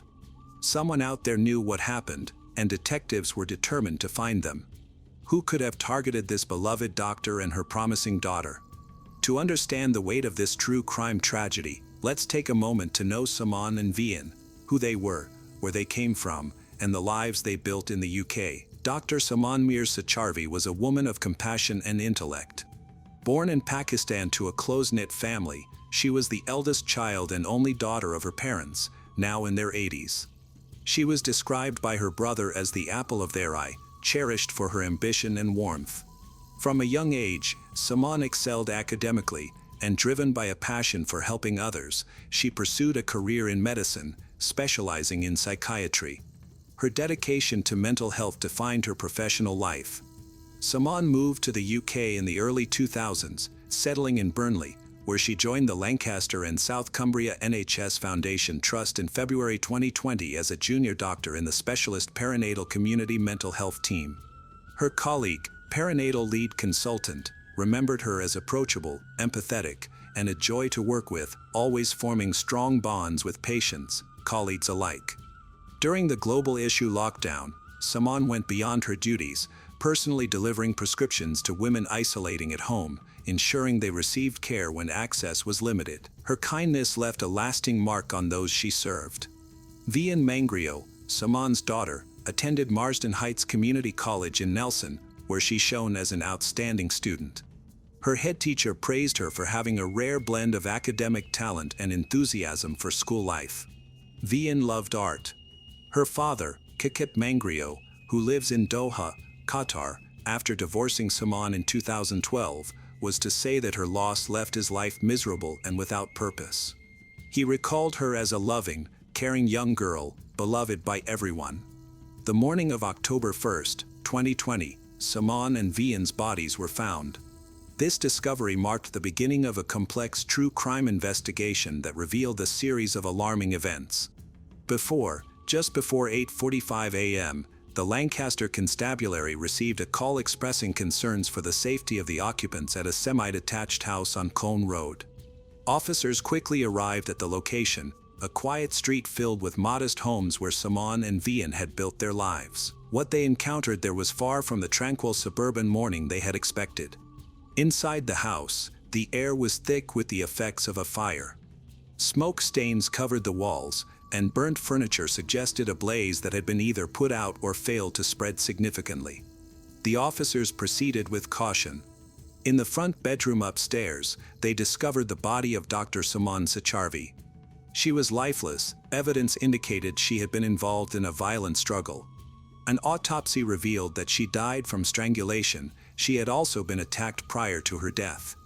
In the upstairs area, there were signs of attempts to start a fire, but it had not successfully ignited, leaving Simone's body only partially affected by the flames.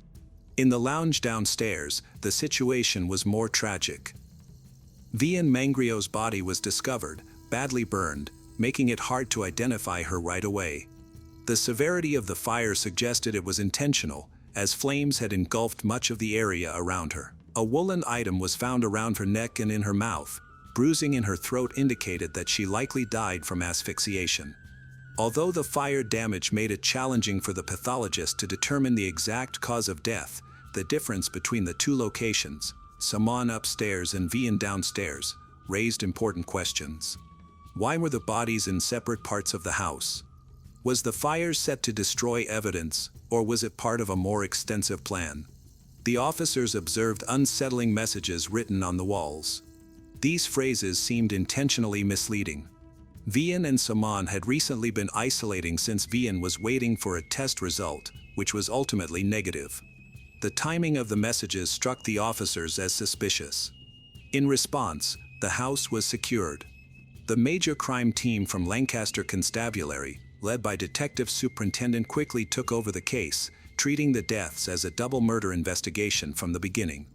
The presence of smoke and fire damage, along with the violent circumstances of Simone's death and the condition of Vian's body, indicated that this was a deliberate act rather than an accident. Officers started canvassing the neighborhood, going door to door to ask if anyone had witnessed or heard anything unusual in the days or hours before the discovery. Meanwhile, forensic teams gathered important evidence, finding traces of potent substances in both Simone and Vian's bodies, which suggested they had been incapacitated before their deaths. These substances were later identified in court as a mixture of a sedative, wine, and fruit in a smoothie, pointing to a chilling level of premeditation. The fires also seemed intentional, one in the lounge where Vian was discovered, another in the upstairs bedroom near Simone, and a third in the kitchen, where the police believed a kettle had been ignited to simulate an electrical fire. These details implied that the perpetrator was familiar with the house, having both access and time to arrange the scene. The investigation shifted to focus on Simone and Vian's close associates, people who had been in their home on September 30, 2020, and had the means to commit such a precise act. The discovery of the bodies marked a significant turning point for the police and deeply affected the lives of those who knew Simone and Vian. News spread rapidly through Reedley. By midday, neighbors gathered outside the police perimeter, leaving flowers and condolence notes. The police continued their work tirelessly, aware that every piece of evidence, including footprints and fibers, could bring them closer to solving the case. The investigation was in full progress, with detectives working to create a timeline of events from the previous day. They established that Saman had been at home, likely either working or preparing for the evening. Vian had returned from school around 3:25 p.m. The crucial question was, what occurred during the hours between Vian's return and the discovery of their bodies the following morning? A significant development occurred when detectives examined CCTV footage from Colne Road and surrounding areas. The cameras recorded a man visiting Saman's home on September 30th, arriving at approximately 11:26 a.m. and leaving later that evening. The man was identified as Shahbaz Khan, a 51-year-old handyman from Ribble Avenue in Burnley, who had previously done work at Saman's house. This connection raised concerns, as Khan's visit coincided with the estimated time of the crime. On October 4th, police arrested 51-year-old Khan, who is suspected of murder and arson with intent to endanger life. On October 6th, police obtained a warrant to hold him for an additional 36 hours for further questioning. Detective Superintendent Supt John Holmes urged anyone with information about the incident to contact the police, especially if they have CCTV footage, dash cam recordings, or witness accounts from the Colne Road area. The investigation into Khan intensified when officers searched his home on Ribble Avenue and discovered Saman's jewelry hidden in the loft, suggesting a deeper connection to the victims. Additionally, detectives found a purple Samsung phone at Khan's residence that contained Google searches from September 30th for terms like obsessed and define obsessed, indicating a concerning state of mind. Witness interviews provided important details. A neighbor remembered that Khan had done odd jobs at Saman's house over the years and described him as polite but somewhat reserved. Another neighbor noted that Khan's van was seen parked near Colne Road more often in the weeks before the incident, but there were no reports of suspicious behavior. Family members acknowledged Khan as a trusted handyman, and none suspected him of any wrongdoing. Khan was a father of 5 who originally came from Pakistan and had lived in Burnley for several years. He worked part-time at Tesco and also took on handyman jobs. Previously, in Pakistan, he was a computer network engineer, but in the UK, he focused on various odd jobs, including a garage conversion at Saman's home. This position allowed him to have insight into the family's life. The shocking discovery of £27,000 worth of jewelry hidden in Khan's loft, along with forensic evidence of staged fires and dangerous substances, identified him as the main suspect in this disturbing crime case. During his first interrogation, Khan's statements were confusing and strange. He claimed that a supernatural being attacked him and caused the incidents at Saman House. Prosecutor David McLaughlin later explained to Preston Crown Court that Khan's story was a weak attempt to imply that he was mentally unstable. Khan also claimed that Vian was upstairs while Saman was in the kitchen when he left the house, trying to shift the blame onto the victims or imaginary characters. On October 5th, while in custody, he threw himself across his cell, claiming that a supernatural force had pushed him. Detectives considered this behavior to be a performance rather than a genuine reaction. His claims quickly fell apart under investigation, as forensic evidence showed that the victims had traces of a sedative in their systems, indicating premeditation. Additionally, phone records revealed that Khan's device was active near Colne Road on September 30th, and CCTV footage confirmed that he left the house after 10 p.m., several hours after Vian returned from school at 3:25 p.m. Khan's wife, Rabia Shahbaz, 44 years old, complicated the investigation by providing a false alibi. This raised suspicions that Khan may have either confided in her or pressured her to lie. On October 8, 2020, Khan was formally charged with 2 counts of murder and 1 count of arson with intent to endanger life. The charges highlighted the brutality of the crimes. Saman died from pressure to her neck, likely caused by ligature strangulation, and had been assaulted, while Vian's death was due to asphyxiation. Her body was severely burned to hide the evidence of the crime. The arson charge resulted from 3 intentional fires set in a lounge, upstairs bedroom, and kitchen. Prosecutors later explained that Khan was motivated by his obsession with Saman's jewelry. He planned to steal it by using a sedative-laced smoothie to incapacitate both Saman and Vian. When his plan escalated, he turned to violence, strangling Saman and asphyxiating Vian before setting fires to cover his actions. The messages written on the walls were likely attempts to mislead investigators. Although handwriting experts could not definitively connect the graffiti to Khan, its content indicated that he was familiar with the victim's situation during their global issue isolation. As Khan awaited trial, detectives worked diligently to gather and solidify their evidence. The trial commenced on June 14, 2021, at Preston Crown Court. Khan pleaded not guilty to 2 murder charges and 1 charge of reckless arson. His wife, Rabia Shabazz, was charged separately with perverting the course of justice for falsely claiming that Khan had been at home all day on September 30, 2020. The prosecution, led by David McLaughlin, presented a thorough case, arguing that Khan's actions were premeditated, cruel, and motivated by financial gain. McLaughlin dismissed Khan's initial claims of supernatural involvement. Instead, Khan suggested that someone else had entered the house after he left at 10 p.m. Khan claimed that the jewelry in question had been entrusted to him for safekeeping while Saman was away, but the prosecution argued that Khan's intention was theft, which escalated to murder when he was confronted. Khan's defense initially asserted his innocence and indicated that his mental state should be examined. During his testimony, Khan described his relationship with Saman and Vian, referring to Vian as if she were a daughter. He maintained that both victims were alive when he left the house.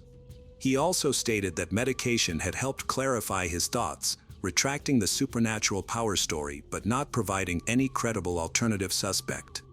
On June 29, after 3 weeks of evidence, Khan requested to dismiss the jury, expressing concerns about his mental health. However, the justice denied this request.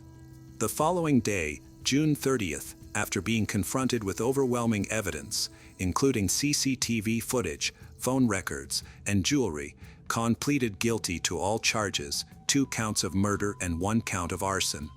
This sudden change took the courtroom by surprise, eliminating the need for the jury to deliberate further but extending the suffering of the victims' families, who had already endured weeks of distressing testimony. Rabia Shabazz's trial continued as she maintained her innocence regarding charges of perverting the course of justice. Her defense argued that she was naive and confused about dates due to stress, lack of sleep, and insufficient food, mistakenly believing Khan was at Tesco on September 30th. In contrast, the prosecution asserted that her false statement made the day after Khan's arrest was a deliberate attempt to protect him. On July 1st, after less than 2 hours of discussion, the jury found her guilty. The sentencing occurred on October 5, 2021. Khan was sentenced to life in prison with a minimum term of 34 years. The lengthy sentence reflected the premeditated and intentional nature of the murders, which were driven by financial motives.